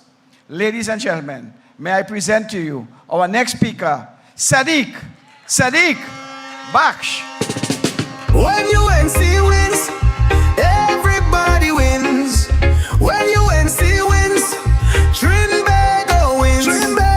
Everybody wins.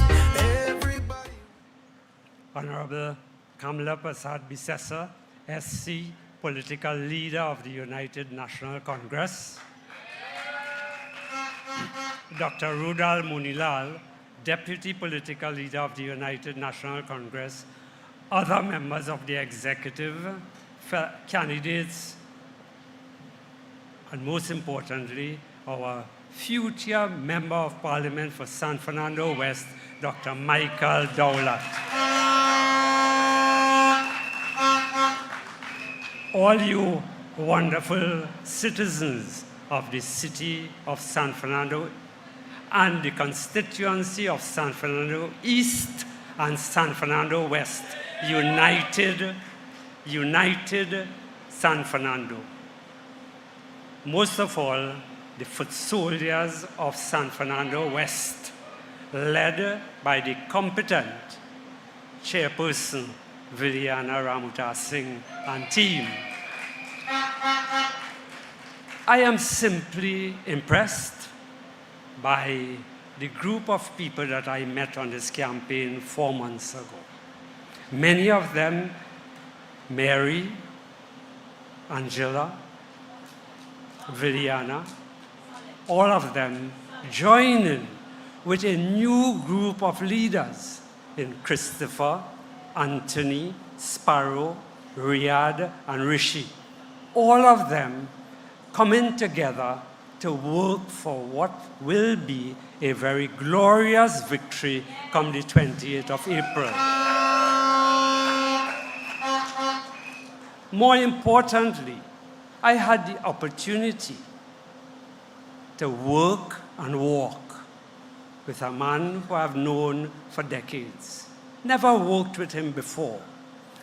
But in working and walking with him, I saw the care, commitment, and concern that he displayed every day. He was always punctual, always present, always willing to participate in what we were doing. He developed a kind of charisma with the ordinary man in San Fernando and woman.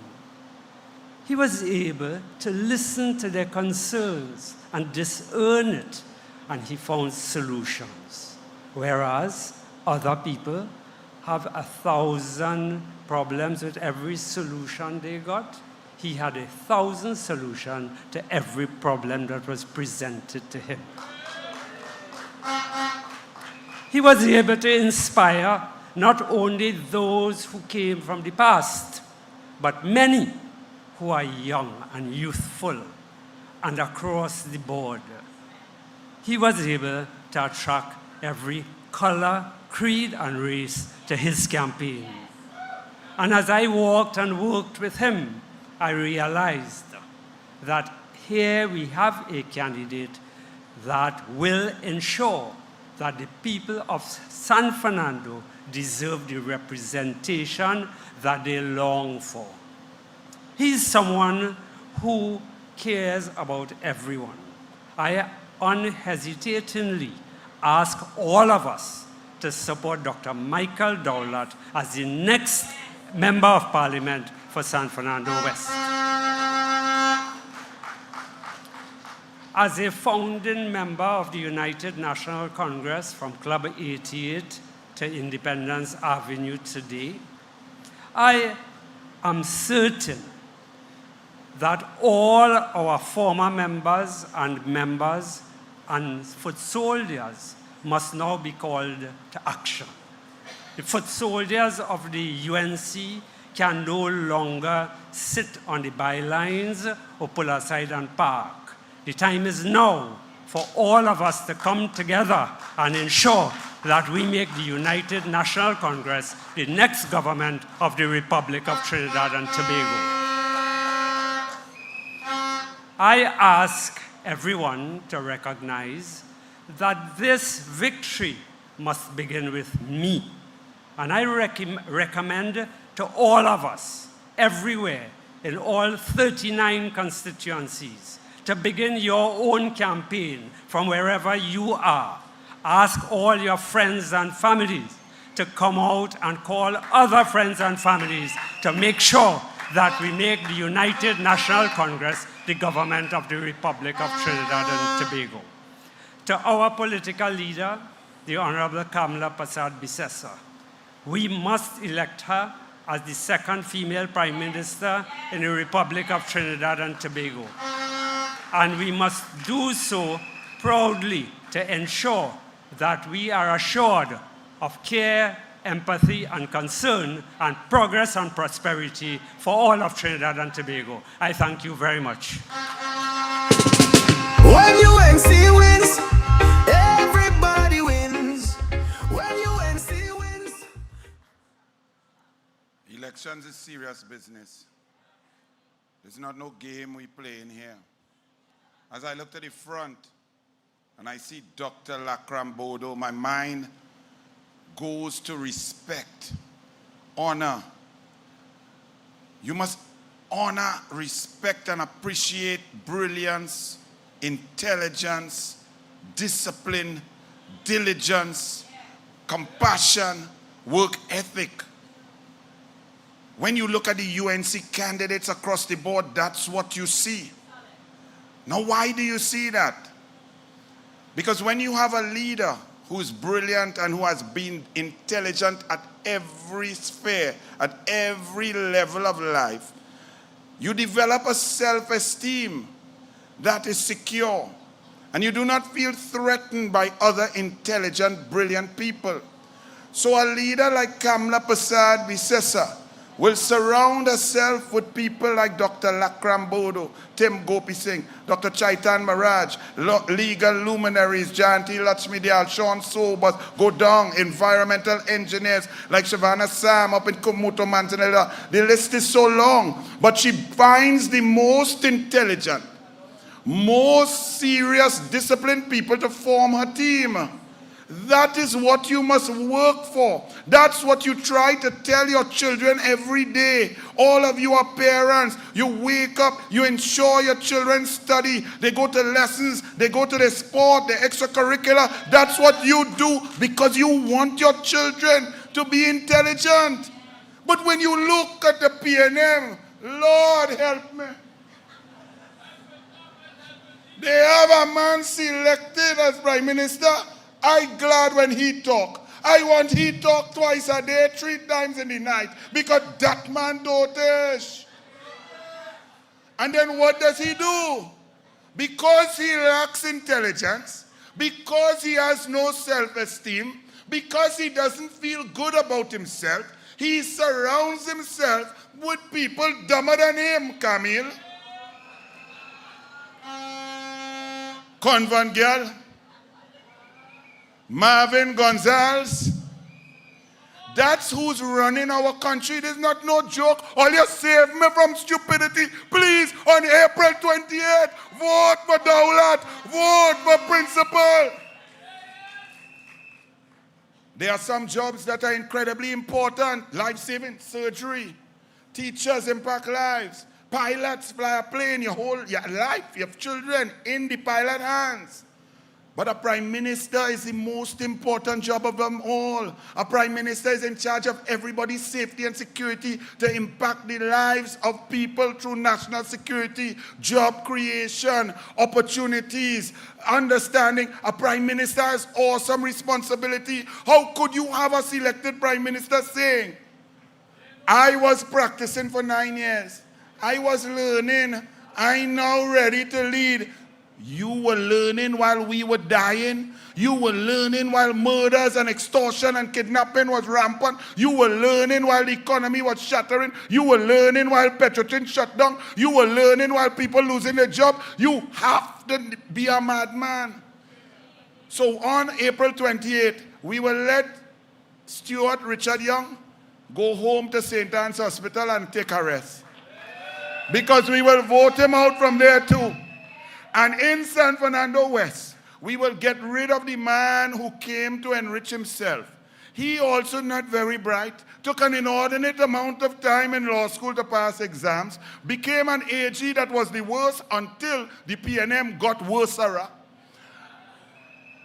We have a brilliant educator who has taught children, doctors, people who become specialists. He has created more intelligent matrix across Trinidad and Tobago than any other. A man who has lifted a school from the doldrums to one of the greatest. He is going to be the next MP for San Fernando West, a proud son of the soil. Please welcome Dr. Michael Dowlat.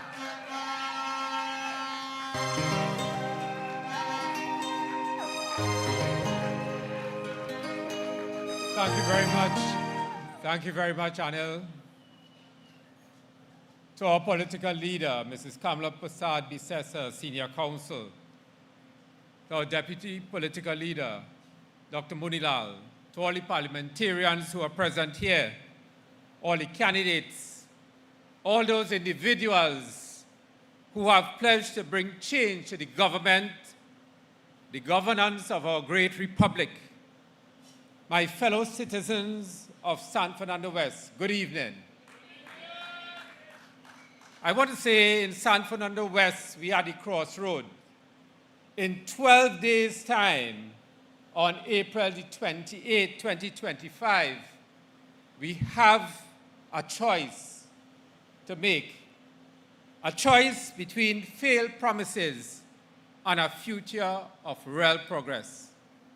A choice between a representative who has neglected you for years and a leader who will work tirelessly to rebuild and revitalize our beloved San Fernando West and San Fernando United.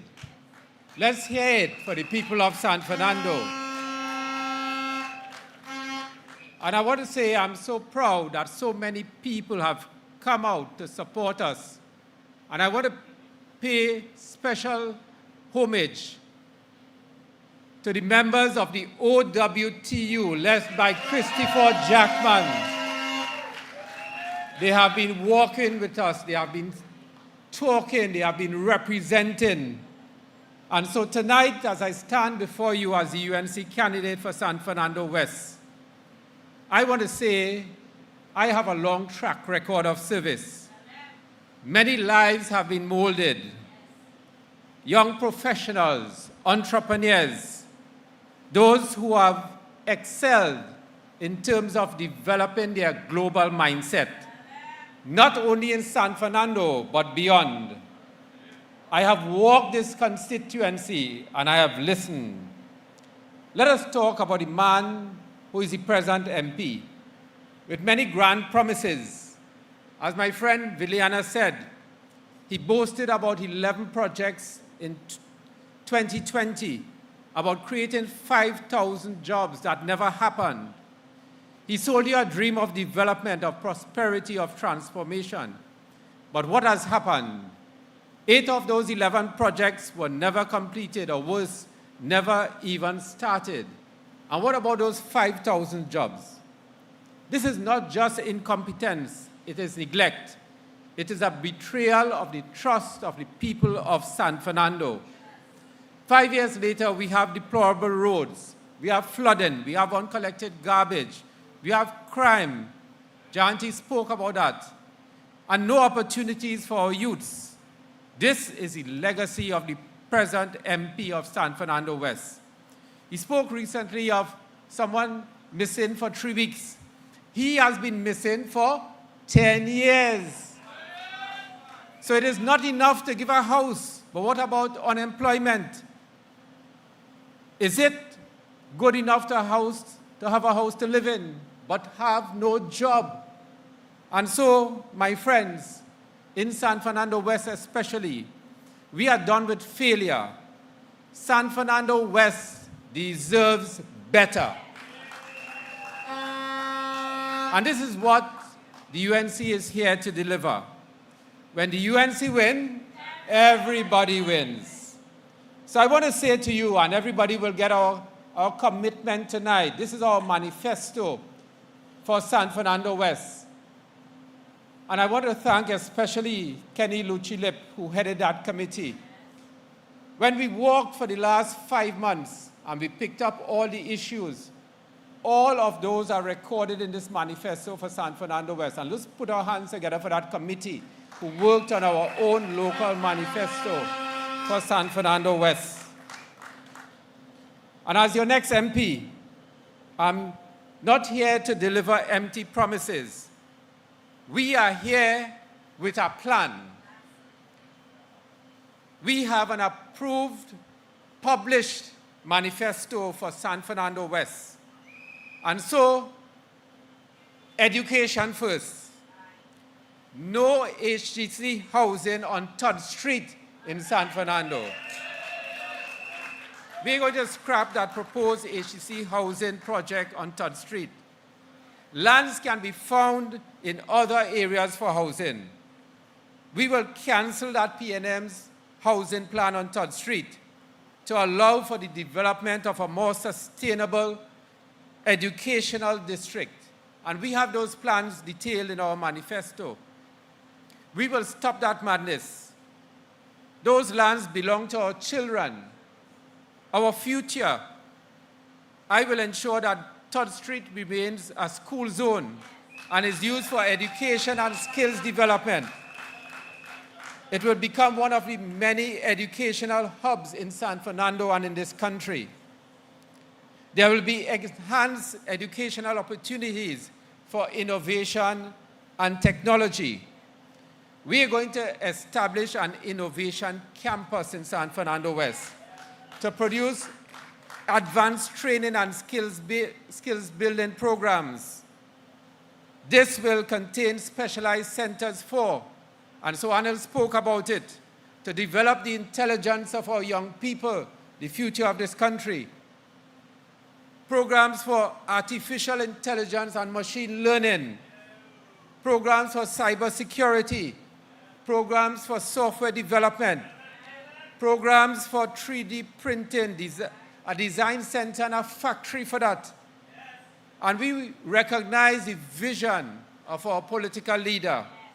She always says to us, education is a passport out of poverty. Let's congratulate her on that vision. And so education for prosperity is a path for lifelong learning, good citizenship, and national development. And so in our manifesto, we have spoken about fixing our roads and drainage. Surprisingly, in 2010, 2015, when we walked around San Fernando, everyone was calling the government of the People's Partnership a box train government. And you know what they're asking for? In every street, They're asking for box drains. They're asking for pickup of garbage, of their bulk waste. And so I want to say, as we go through San Fernando West, I will ensure that our roads are paved, our drainage systems are fixed, and our communities are livable once more. And one of the problems we have realized, and Viliana spoke about it, is the underfunding and the under-resourcing of the San Fernando City Corporation.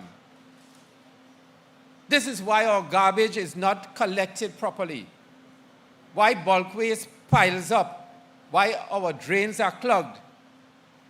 And I've spoken about this before. Imagine we can use that bulk waste from tree cuttings and recycle them as mulch.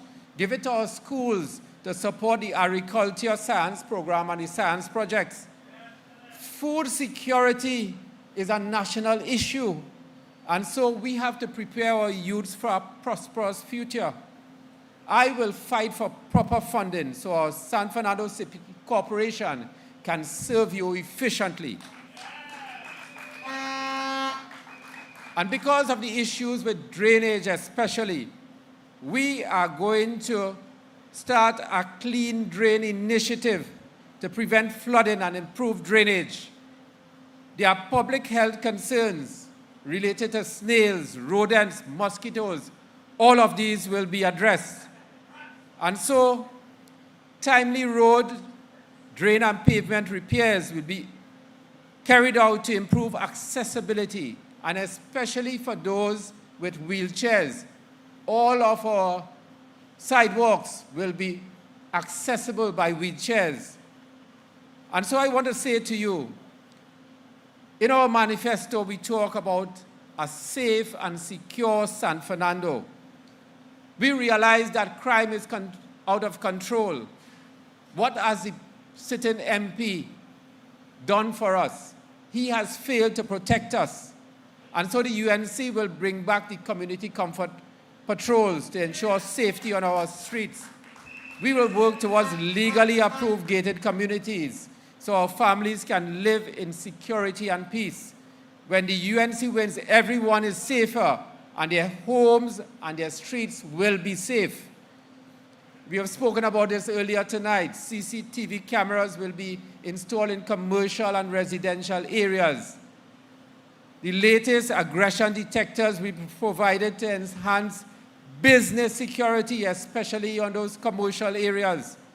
There will be a review of the firearms legislation to make it easier for law-abiding citizens to acquire FULs for personal protection. And so Jayanti spoke about that. We are working for a safer and secure San Fernando, which will boost business activity.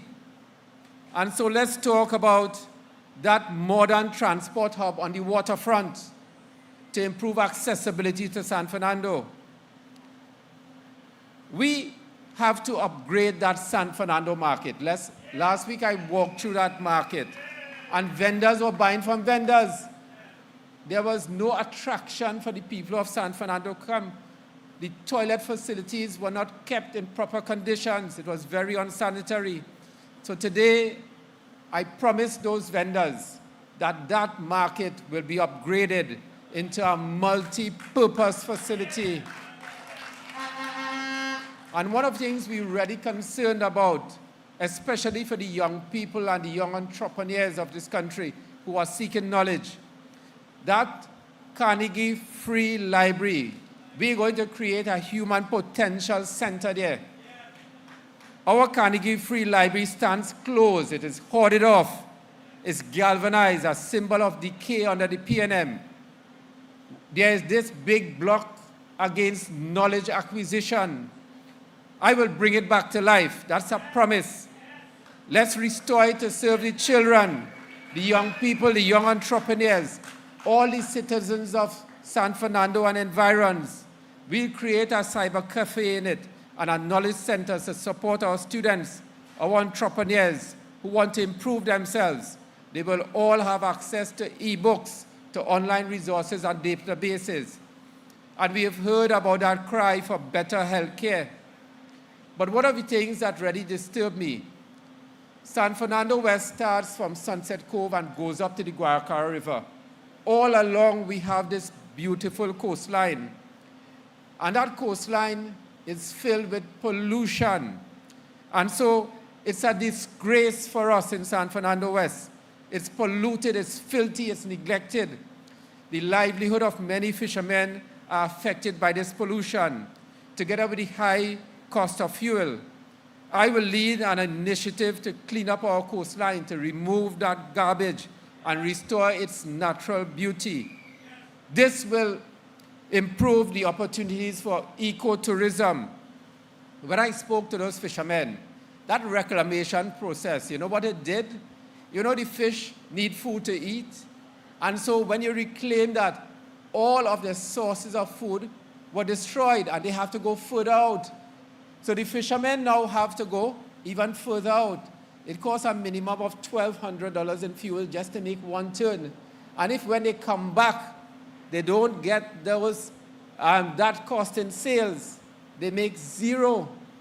So I want to say to all of the fishermen and the people, all of the young entrepreneurs and those who are unemployed, we are going to promote marine and coastal entrepreneurship. We are going to develop fish farming, boat repairs, and maintenance facilities along the coast. We have walked and we have seen the needs of the people. We're going to support our local entrepreneurs in developing recreational sites. All the young people need those sites for them to go and to meet with their peers. They are locked down so much within their devices and within their burglar-proof houses. And this includes boat tours and water sports. We are going to develop sporting facilities. And right here in San Fernando, the Skinner Park has been destroyed. No international games. And we are going to revisit that and ensure it is re-engineered to bring in international games to San Fernando, right here in San Fernando. And so we are looking at building a cultural arts center to transform local festivals and products into international tourism. But you know that's happening already. On the streets, we met Mr. Junior Bisnat, the Moko Jombi man. Let's give him a round of applause. And you know, I told him, I said, we have these big schools, concrete buildings, but you know, he teaches the youth of San Fernando free, and his classroom is the roadway. And so education can take place in any place, under an almond tree, under a mango tree, in the streets of San Fernando. And so, let me talk a little bit about the waterfront development. In this manifesto, you will see that we are going to attract private sector investments to establish a new industrial park in place of those proposed $300 million HTC high-rise project. This will bring jobs to San Fernando. The waterfront will have a commercial shopping and food district supporting small business entrepreneurs, and secure nightlife entertainment. We know the strip down on Crossing. Water sports facilities for kayaking, dragon boat racing, jet skiing and fishing, recreational entertainment, and for tourists, everyone will come to visit and San Fernando will become alive again. So I say to you as I conclude, it's time for a real representative. My friends of San Fernando West, all of us have been abandoned for too long. You deserve a representative who will work with you, who will fight for you, who will deliver for you. The present MP has had his time. He has failed. He will come again with his fancy words and broken promises. But I ask you, how many more years must we suffer if you accept his promises? Citizens of Trinidad and Tobago, a better future awaits us. A UNC government will improve our daily lives. UNC is a party with a vision for progress and success for every citizen, every family, every community. On April the 28th, 2025. There is only one choice on that multiple choice paper. There is only one choice for us. Vote for the Rising Sun. Vote for the UNC. Vote for our political leader, Mrs. Kamla Persad-Bissessar, who loves you. Vote for an MP who will put San Fernando first. Vote UNC. Vote for progress. Vote for a better future. Vote for Dr. Michael Dowlett. Every child, every family, every community, San Fernando West. Let's build a stronger, safer, and more prosperous San Fernando West together.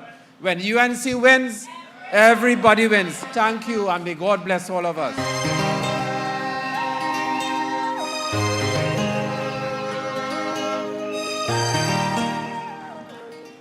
Over 6,000 people watching live. PNM and Diego Martin in the stronghold with Rowley, who come off the golf course because they found out that Stuart Young is more disliked than Rowley. Could you imagine that? Them racing to the bottom of the barrel to see who reached first. To members of the media who are locked on, call your friends, call your family, because the man who come in here has a mark to bust. I'm giving all the advance warning. Log on, media, because information are coming. The coalition of interests are joining with Kamla Persad-Bissessar. The PSA, our public servants, WASA workers, port workers, SWTU, across the board, OWTU. Teachers are joining Kamla. Laborers are joining Kamla. Young people, culture people, pan people, musicians, educators, everybody is joining with Kamla Persad-Bissessar. How come nobody is joining the PNM? Yes, because you always go to the toilet alone. You understand? You don't go to the toilet and grab. A man who's coming to talk to you, to inspire you. The UNC does not have to force poor people to get in Maxi to come any meeting. That is a sin. If you don't want to hear the PNM, then don't go and listen to them. But the UNC will never force people to support, force people to listen, force people to walk. That is tantamount to bullying. We inspire, we educate, we bring you here because you are interested in your future. Our leader is inspirational and her team is ready to govern on April 29th to take a cabinet with merit, a cabinet of brilliant people, because we have a myriad of problems that require fixing and we must be vigilant.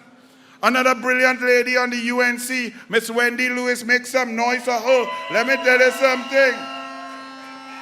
I am giving Wendy Lewis a job to teach all of our people in all the marginals what to look for, how to know what is the process of the EBC, what forms you must have, how to mark my ballot box, how to watch it, because the PNM going to try to thief the election. The PNM is going to try to steal the election. Right now, they're 25 down. Tobago gone, they're 27. The PNM trying to hold on to 14, and it look like we're going to take 4 of those. So everybody must be vigilant, because the EBC is PNM. Make no bones about it. So follow, learn. All of us must be bright like Miss Wendy Lewis. The man coming now is an inspirational human being from the deep south.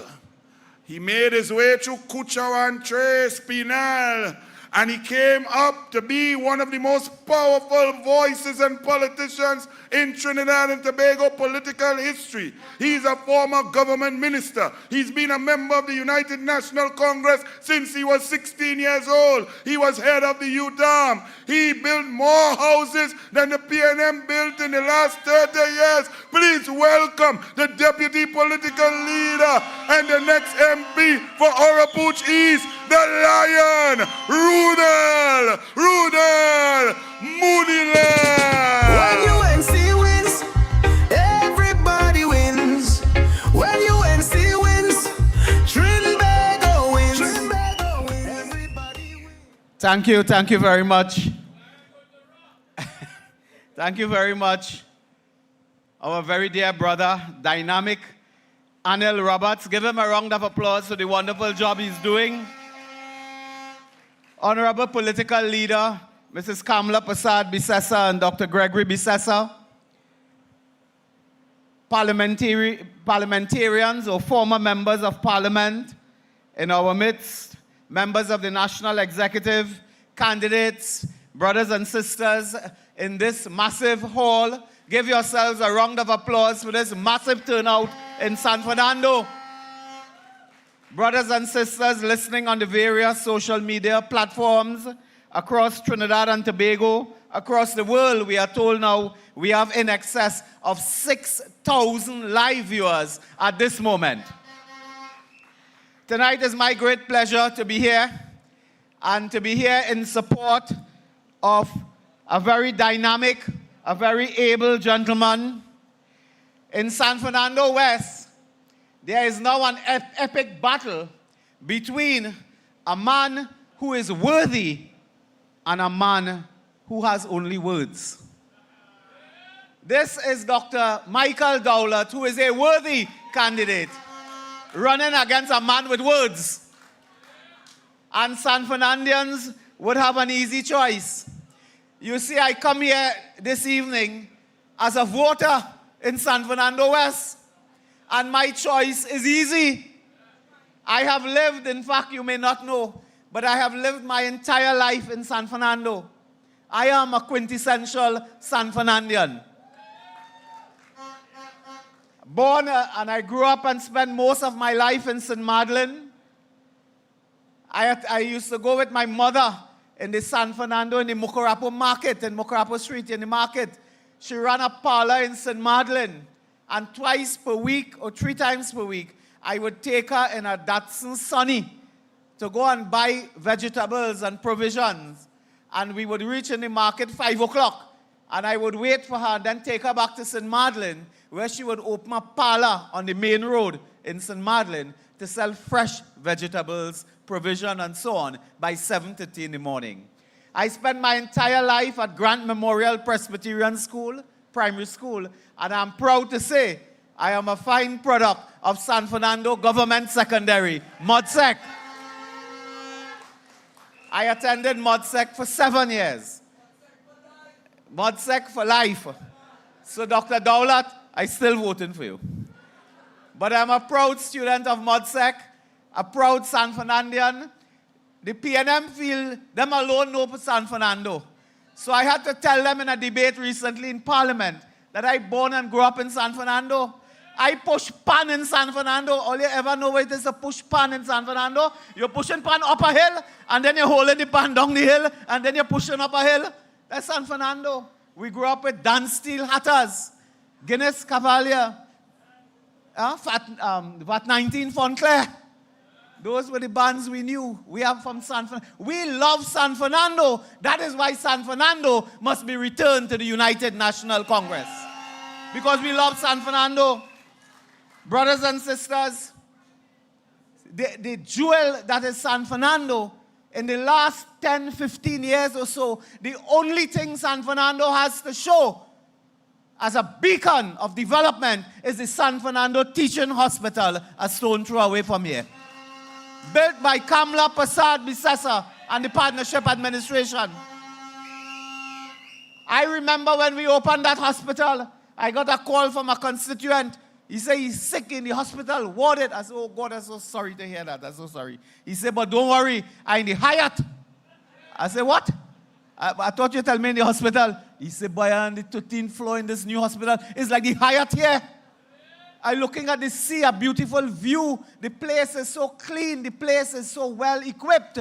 I'm feeling I'm in the Hyatt. That is what we built. That is what we put in San Fernando. It is the last jewel San Fernando received from a government. What happened since then? Alwari boasting about waterfront project. Boasting 10 years water. What waterfront project it have here? When you go by Flat Rock, you take a dive, you dive in on rock.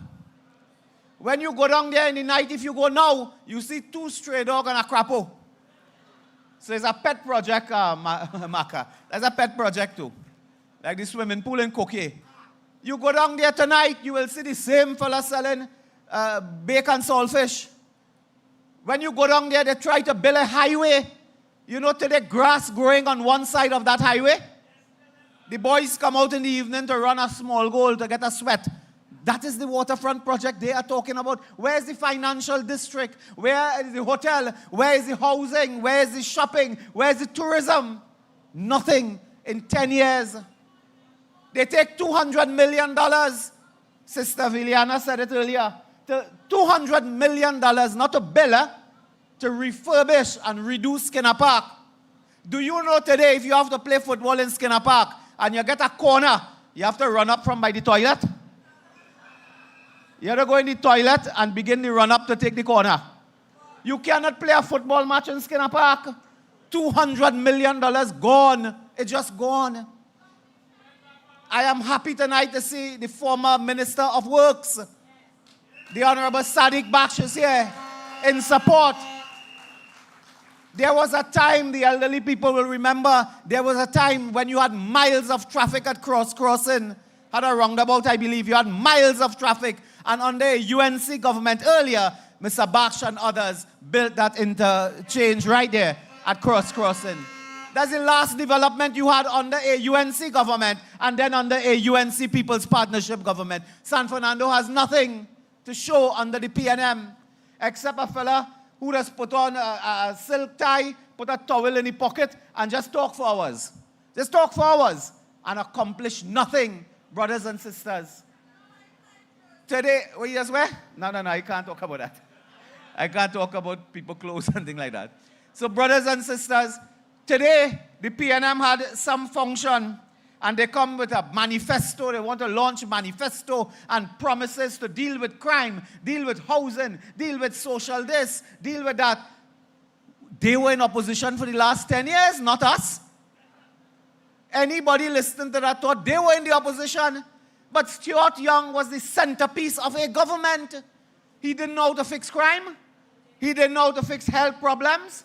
He didn't know how to fix the education sector. He didn't know the problems in the energy sector.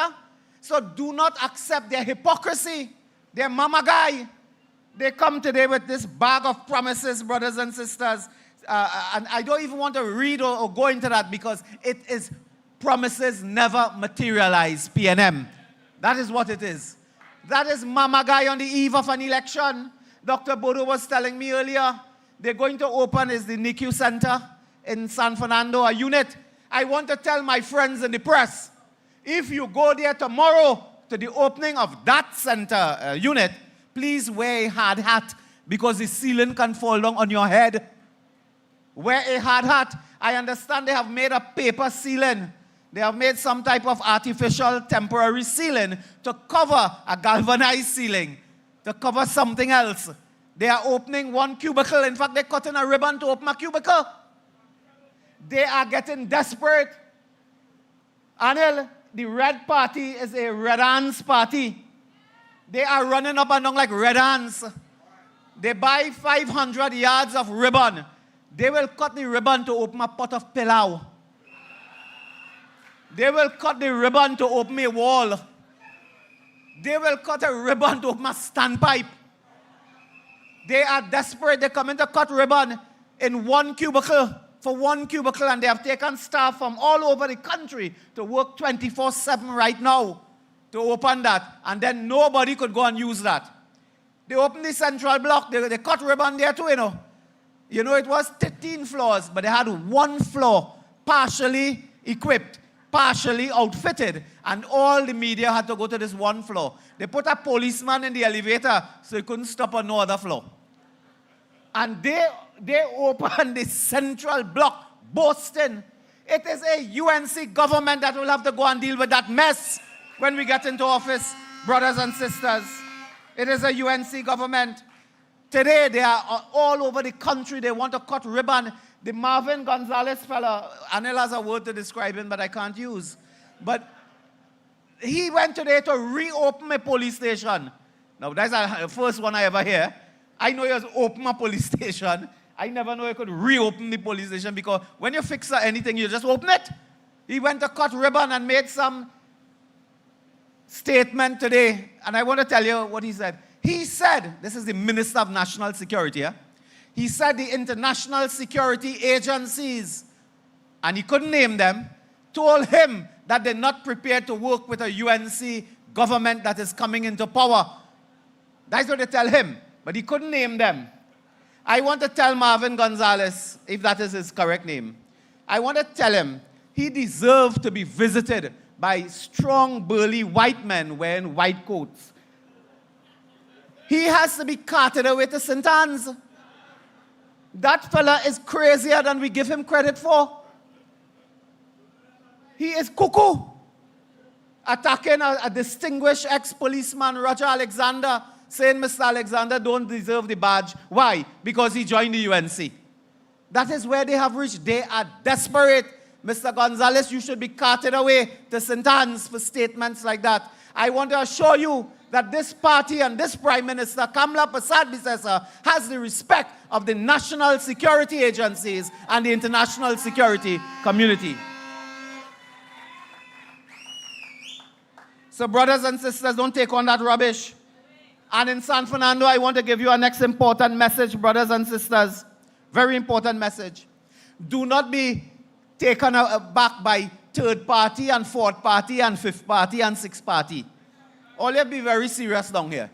They are there to divide the vote in San Fernando. That is their purpose. Today, before I came on this stage, I saw a Facebook posting. Do you know an NTA candidate, I never say it, an NTA candidate, has a poster, and the poster is being circulated, is being sponsored, is being promoted by the PNM. Why would the PNM be circulating a poster for next political party? In San Fernando, you have other people running around here saying that they will vote for them. You have never seen them in 10 years. We struggled against the PNM for 10 years in opposition. We took the humiliation, we took the attack, we took the insult in Parliament twice per week. We stood up, we went on the street, we demonstrated, we marched. Where were they? Where were they? They were busy imbibing and so on all over the place. They were busy enjoying. They were not in the struggle. Today, when we are on the verge of retaking the government of Trinidad and Tobago, they want to be sanding with rice. They want to throw sand in with rice, but don't allow them to do that. Don't allow them to get a single vote in San Fernando West, in San Fernando East. They're going around telling people, you know, vote for us and all type of plans. You ever see one of them attack the PNM? They're attacking the UNC. You ever see they attack Rowley, Stuart Young, anybody? They said the country in crisis. Who put the country in crisis? Who put it? It is the PNM, Rowley, Stuart Young. Stuart Young said the other day, I give a round of applause to President General of the OWTO, Comrade Ansel Roger, who is here with us. Stuart Young, comrade, Stuart Young say, neither him nor the PNM closed down the refinery. So who closed down the refinery? The goat man from Palmaria? The fella selling goat closed it down? The doubles man from Debe closed down the refinery?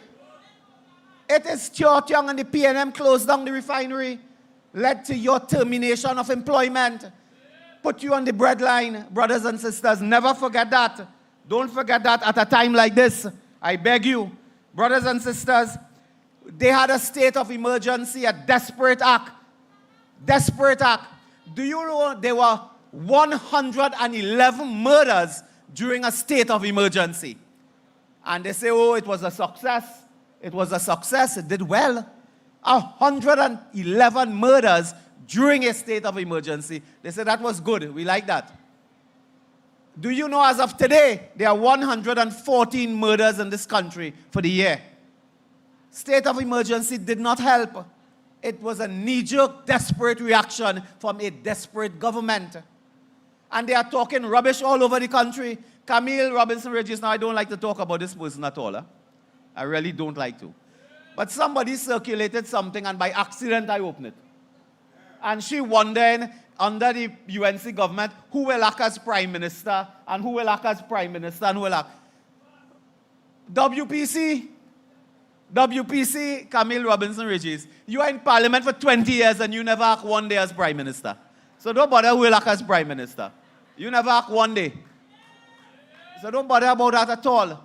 bother about the state of the country, bother about the state of crime. The people of San Fernando have been brutalized by crime, brothers and sisters. I born and grew up in San Fernando. I know San Fernando was a place when you finished school, you used to walk around on the streets. You never used to rush home for taxi, you know. You used to go down High Street by Stevens and Johnson's and thing and lime a bit. Are correct? You used to go in Carlton Center and relax and lime a little bit. If you walk High Street now, you walk Carlton Center now, you will not even see a stray dog. San Fernando has collapsed. The business community is reeling in San Fernando. The working class has been decimated under the PNM.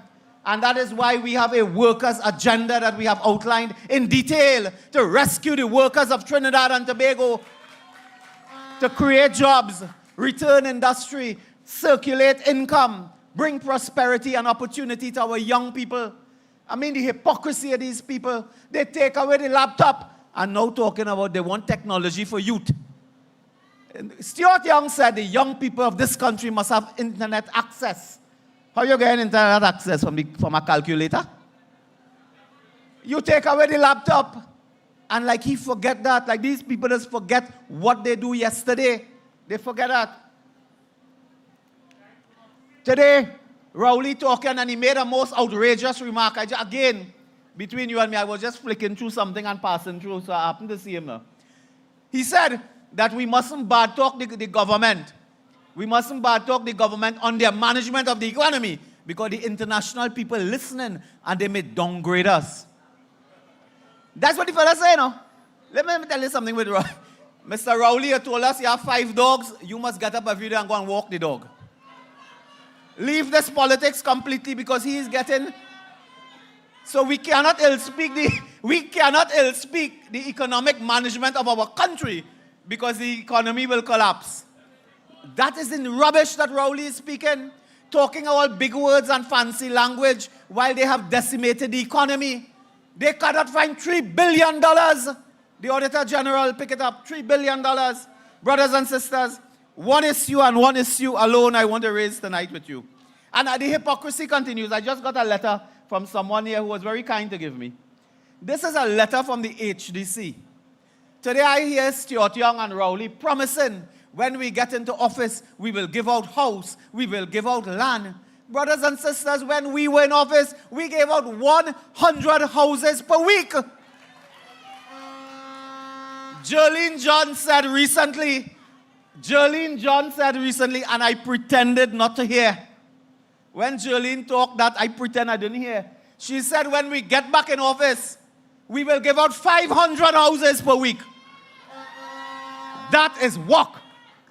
That is work, man, work. That is work. And Jerlene John has made a commitment. She's a dynamic lady. She will not speak that way unless she knows we can do it. In 2007, I have a letter, 24th August 2007.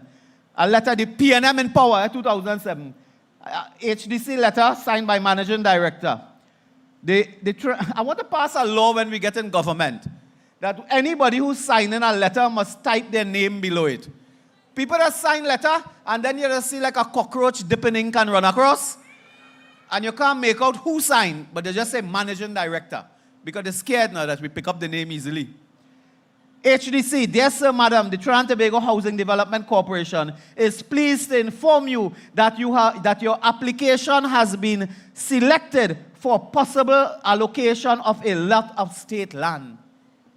2007, I will not tell you the name of the person who got the letter, but that person is still waiting in 2025 for the promise of a lot of land. That is PNM promise, you know. Look the letter in my hand. I won't name the person, but they are waiting for that. Brothers and sisters, a strange thing has happened with dire consequences for the workers and the economy. And I'll tell you now. In 2010, when we are about to get into office, it was May 24th, I think, yes. The Friday before the election, a PNM-appointed NIDCO board took a decision and indicated that OS, and they're talking so much about OS and bond and so on. I won't talk about that tonight, but that's what they speak about. They took a decision and said that OS is the preferred bidder for the San Fernando to Point Fortin Highway. They took the decision. When we get into office, we said, okay, we want to build this highway, very important for the people of South Trinidad, Point Fortin, and so on. There's a hold up. But we already tell people they're the preferred bidder. They have some type of legal rights and so on now because they have been awarded in that sense, and they are the preferred bidder. We said, but you did this the Friday before the election. Okay, we had to meet and treat. We went through a long process and so on. Things, OS continued and so on. But we were saddled with OS because they made them a preferred bidder that carries certain legal entitlements. Do you know I have in my hand a document dated, let me get close and let me put on my glasses for that, yes? This thing is serious. It is dated April 14, 2025. What's the date today? 16, good, 48 hours ago. This document is dated April 14, 2025. Port Authority of Trinidad and Tobago, matter for consideration of the Cabinet Oversight Committee. Evaluation report on the invitation to tender for the public-private partnership project of the Port of Spain. Let me repeat that. Evaluation report on the invitation to tender for the public-private partnership project for the Port of Spain. And it goes through some technical detail. I won't read it for you, but the long and short is that they invited companies, international firms and so on, in shipping, we assume, and they invited them to tender for a private-public partnership with the Port of Spain, where they will lease the assets. They will surrender the assets of the people of Trinidad and Tobago to a foreign company. They invited them to tender. 6 prospective bidders tendered and so on in July 17, 2024. That's last year, of course. And they outlined the tendering and so on. They said the prospective tenderer must demonstrate 1, 2, 3. The members of this board, we must identify them. In the interest of transparency, we must identify them. I'm sorry, but we must. Chairman Nigel Edwards, Executive Director, Trinidad and Tobago Unit Trust Corporation. Executive Director appointed by who? By who? Jonathan Suhan, Acting Treasury Solicitor, Ministry of Finance. Demi John Quickshaw, Member of the Executive of the Tobago Chamber. Dominic Rampasad, President, Phoenix Gas Processors. Shalana Mahabir, Representative, Ministry of Finance. Commodore Garnett Best, Representative of the Ministry of Works. Candice Gomez Batiste, Representative of the Port Authority. Majority of people here are appointed by the PNM government in one form or fashion. So they tell us a summary of it, and they indicate to us that after they went and checked through everything and so on, the people submitted, the bidders submitted what is called legal documents and what is called commercial documents. And the commercial tender and the legal documents were submitted and so on. And they went through and they outlined some technical details and so on. But they have made a recommendation. They have made a recommendation to accept the bid, and they call it a prospective tenderer. Coming out of the evaluation process, using the evaluation criteria and so on, this committee has determined that the tenderer, International Container Terminal Services Incorporated, has successfully fulfilled the requirements of the RFP and the PPP agreement. You understand what happened? They are telling an international firm, you have successfully completed it. And we understand that in the final round, only one firm submitted the final documents. So one firm submitted final documents, no more, out of 6 or so. And this corporation is from the Philippines. It is from the Philippines. Not Philippines, South Trinidad here. The Philippines. Who are they? What are they? Who are they connected to? That you will take the assets, millions and millions of dollars of assets, and pass it to them on the eve of a general election. Tonight we want to ask them, what is the status of the workers? They have had no consultation with the Seamen and Waterfront Workers Union, the recognized union there. There's a collective bargaining process. There are collective agreements in place. What is the status of that with this arrangement? They have outstanding collective negotiations taking place, brothers and sisters. They have a matter, an outstanding 12% wage increase that was from 2015, when the Port Workers Union negotiated with the Port Authority and agreed on 12%. The PNM government, they never recognized that agreement. What happens to the 12%? Now, what happens to the workers? Over 1,500 port workers, their necks are on the block. They are on the chopping block if this sees the light of day, brothers and sisters. And they come to do this on the eve of an election. So when we get in there, it's the OS all over again that we have to face. Tonight I asked them, they are going to privatize the port. Did they follow the procurement legislation? Today I asked, did the procurement regulator intervene and had anything to do with this proposal to at least surrender the assets of the people of Trinidad and Tobago? Brothers and sisters, they are setting a trap for the workers and an incoming government by placing a legal regulatory framework in place where we have to meet and treat with what they determine to be a preferred bidder. Not us, they. And did they do this with the Petrotrin refinery? Huh? Did they do this as well, to have a preferred bidder that nobody knows about and give away the assets at the refinery? That will not happen. We have committed to working with the OWTU to reopen the refinery in Trinidad and Tobago. So nobody are coming from Norway and taking that refinery.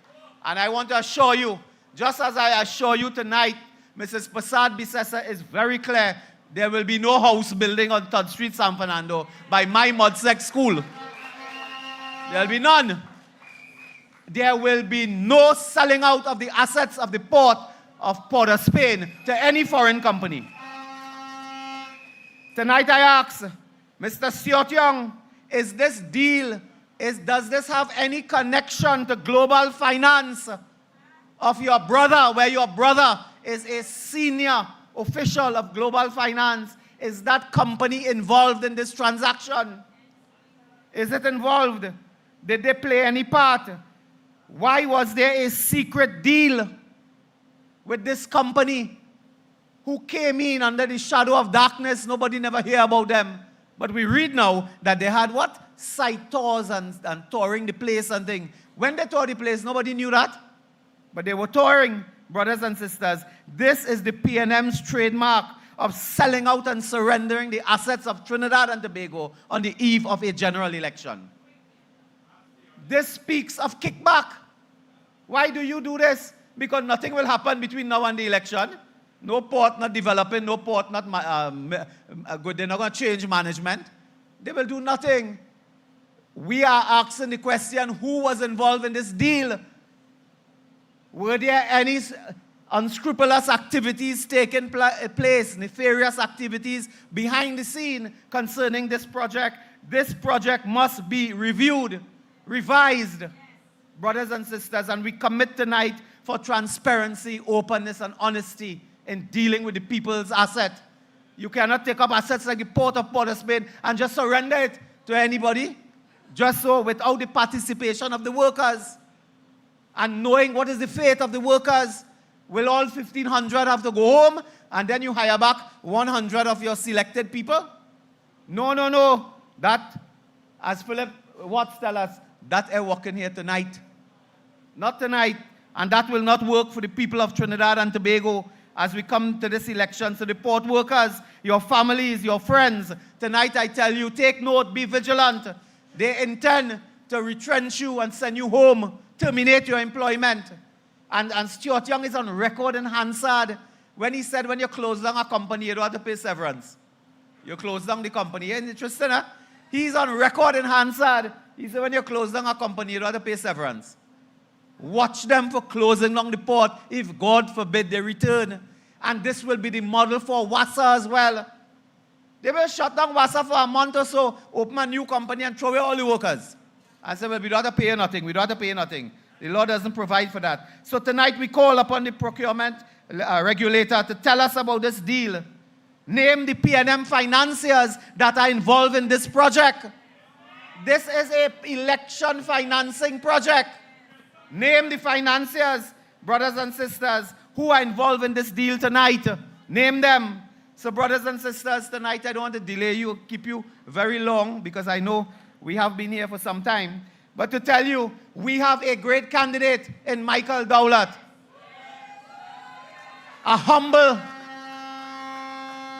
This is a humble, educated, brilliant gentleman with vast experience in social work, in the educational sector. He is deserving of your vote in San Fernando West. He is deserving of my vote in San Fernando West. He is a mild-mannered gentleman, not someone that will abuse you, shoots at you when you come with your problem. By him, he will listen. That is what representation is all about, brothers and sisters. Today I was walking the street of Debe with some friends, and a gentleman wanted to talk to me. I told him, I said, hold on. I told the people walking with me, I said, hold on. This man is waiting here for a long time to talk to me. I have to hear what he has to say. And then we have to take whatever action we can to help. That is representation. That is Michael Dowlett. Tonight we endorse him as the next member of parliament.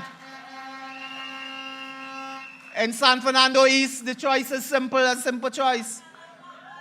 Focus on.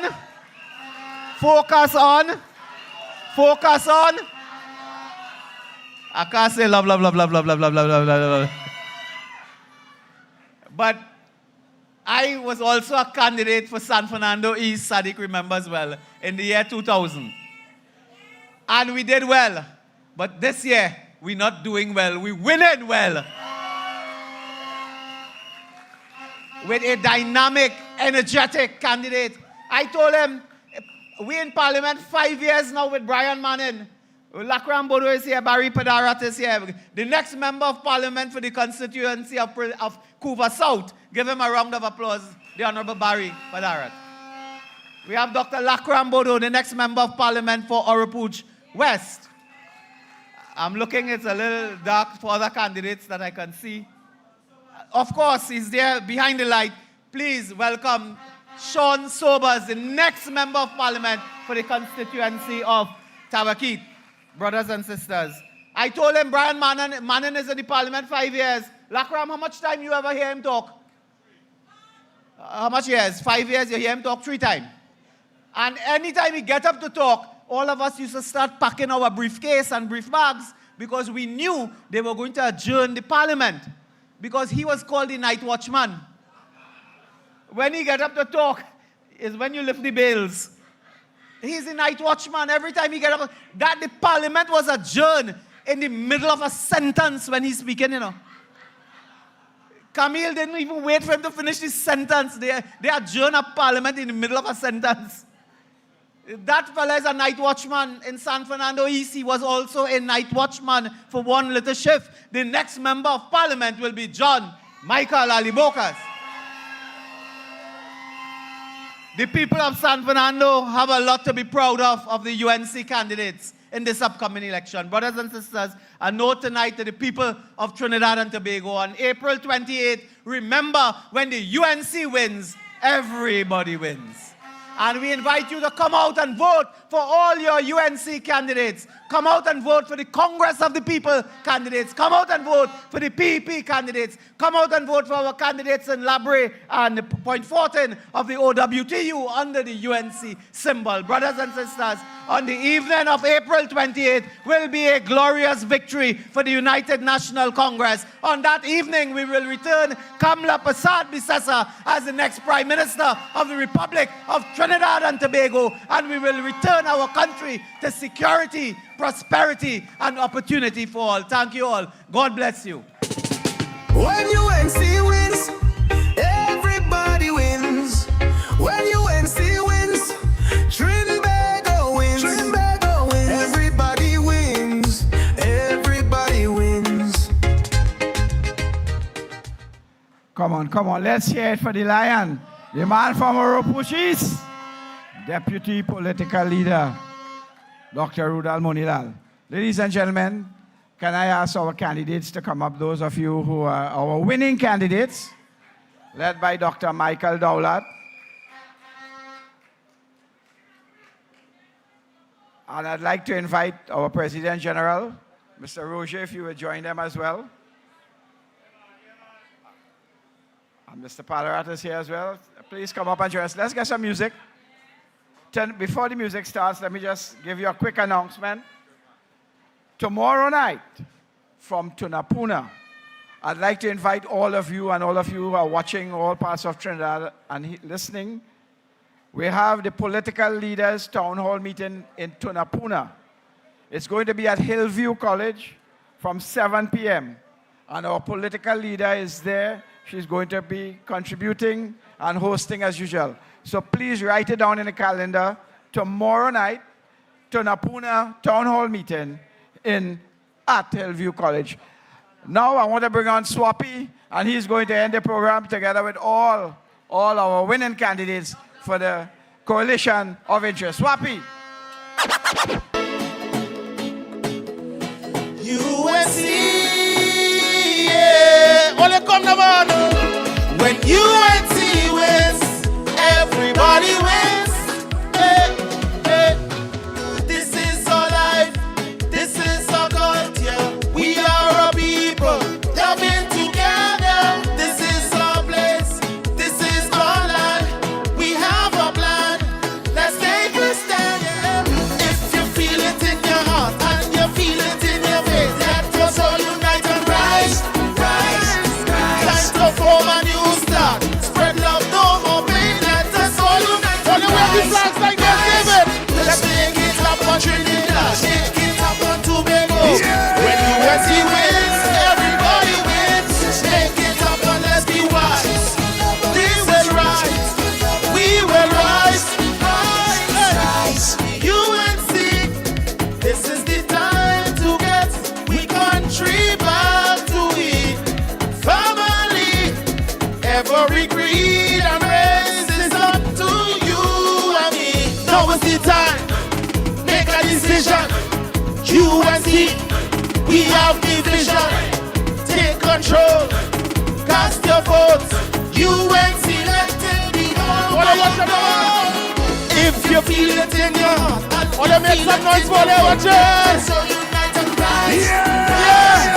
Time to form a new start. Spread love, no more pain. Let us all unite and rise. Make some noise for watchers. Let's make it up on Trinidad. Let's make it up on Tobago.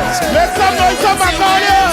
Everybody wins. Make it up and let's be wise. Make some noise for Budai. We will rise. Make some noise for Sadi Bacholia. And UNC make some noise for the candidates. Wanna make some noise for Fadio.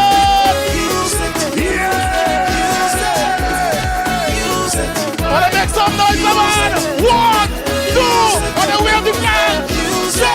If you feel it in your heart and you feel it in your face, let us all unite and rise, rise, rise. Time to form a new start. Spread love, no more pain. Let's wave it, wave it. Let's make it up on Trinidad, make it up on Tobago. UNC to the universe, make it up and let's be wise. We will rise, we will rise, rise. Somebody say UNC, UNC, UNC, UNC, UNC, UNC. Yeah.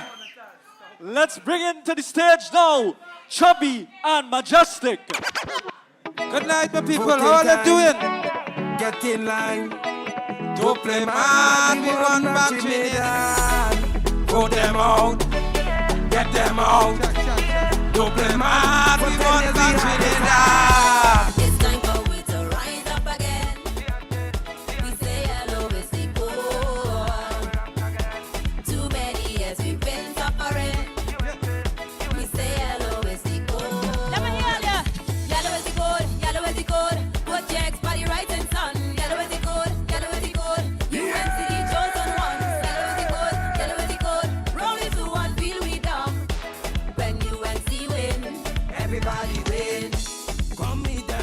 District UNC, I go beat them. Trinidad, we ain't problem.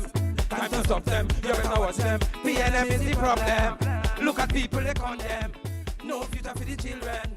Time for revenge, we are gonna beat them.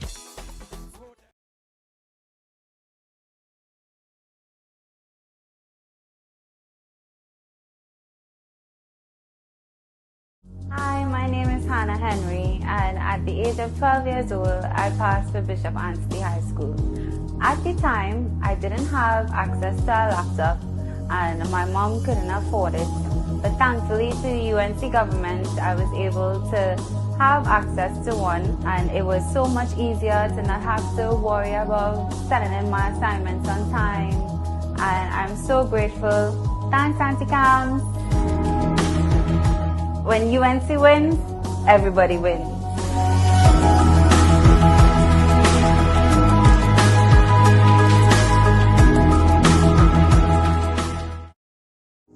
I retired in 2002. When I retired, my pension was $1,000 from NIS. When Mr. Bissessa came into power in 2010, my pension rose to $3,000. Now I'm hearing PNM say, if you have money saved, they could take away your pension. I can't wait to vote UNC again.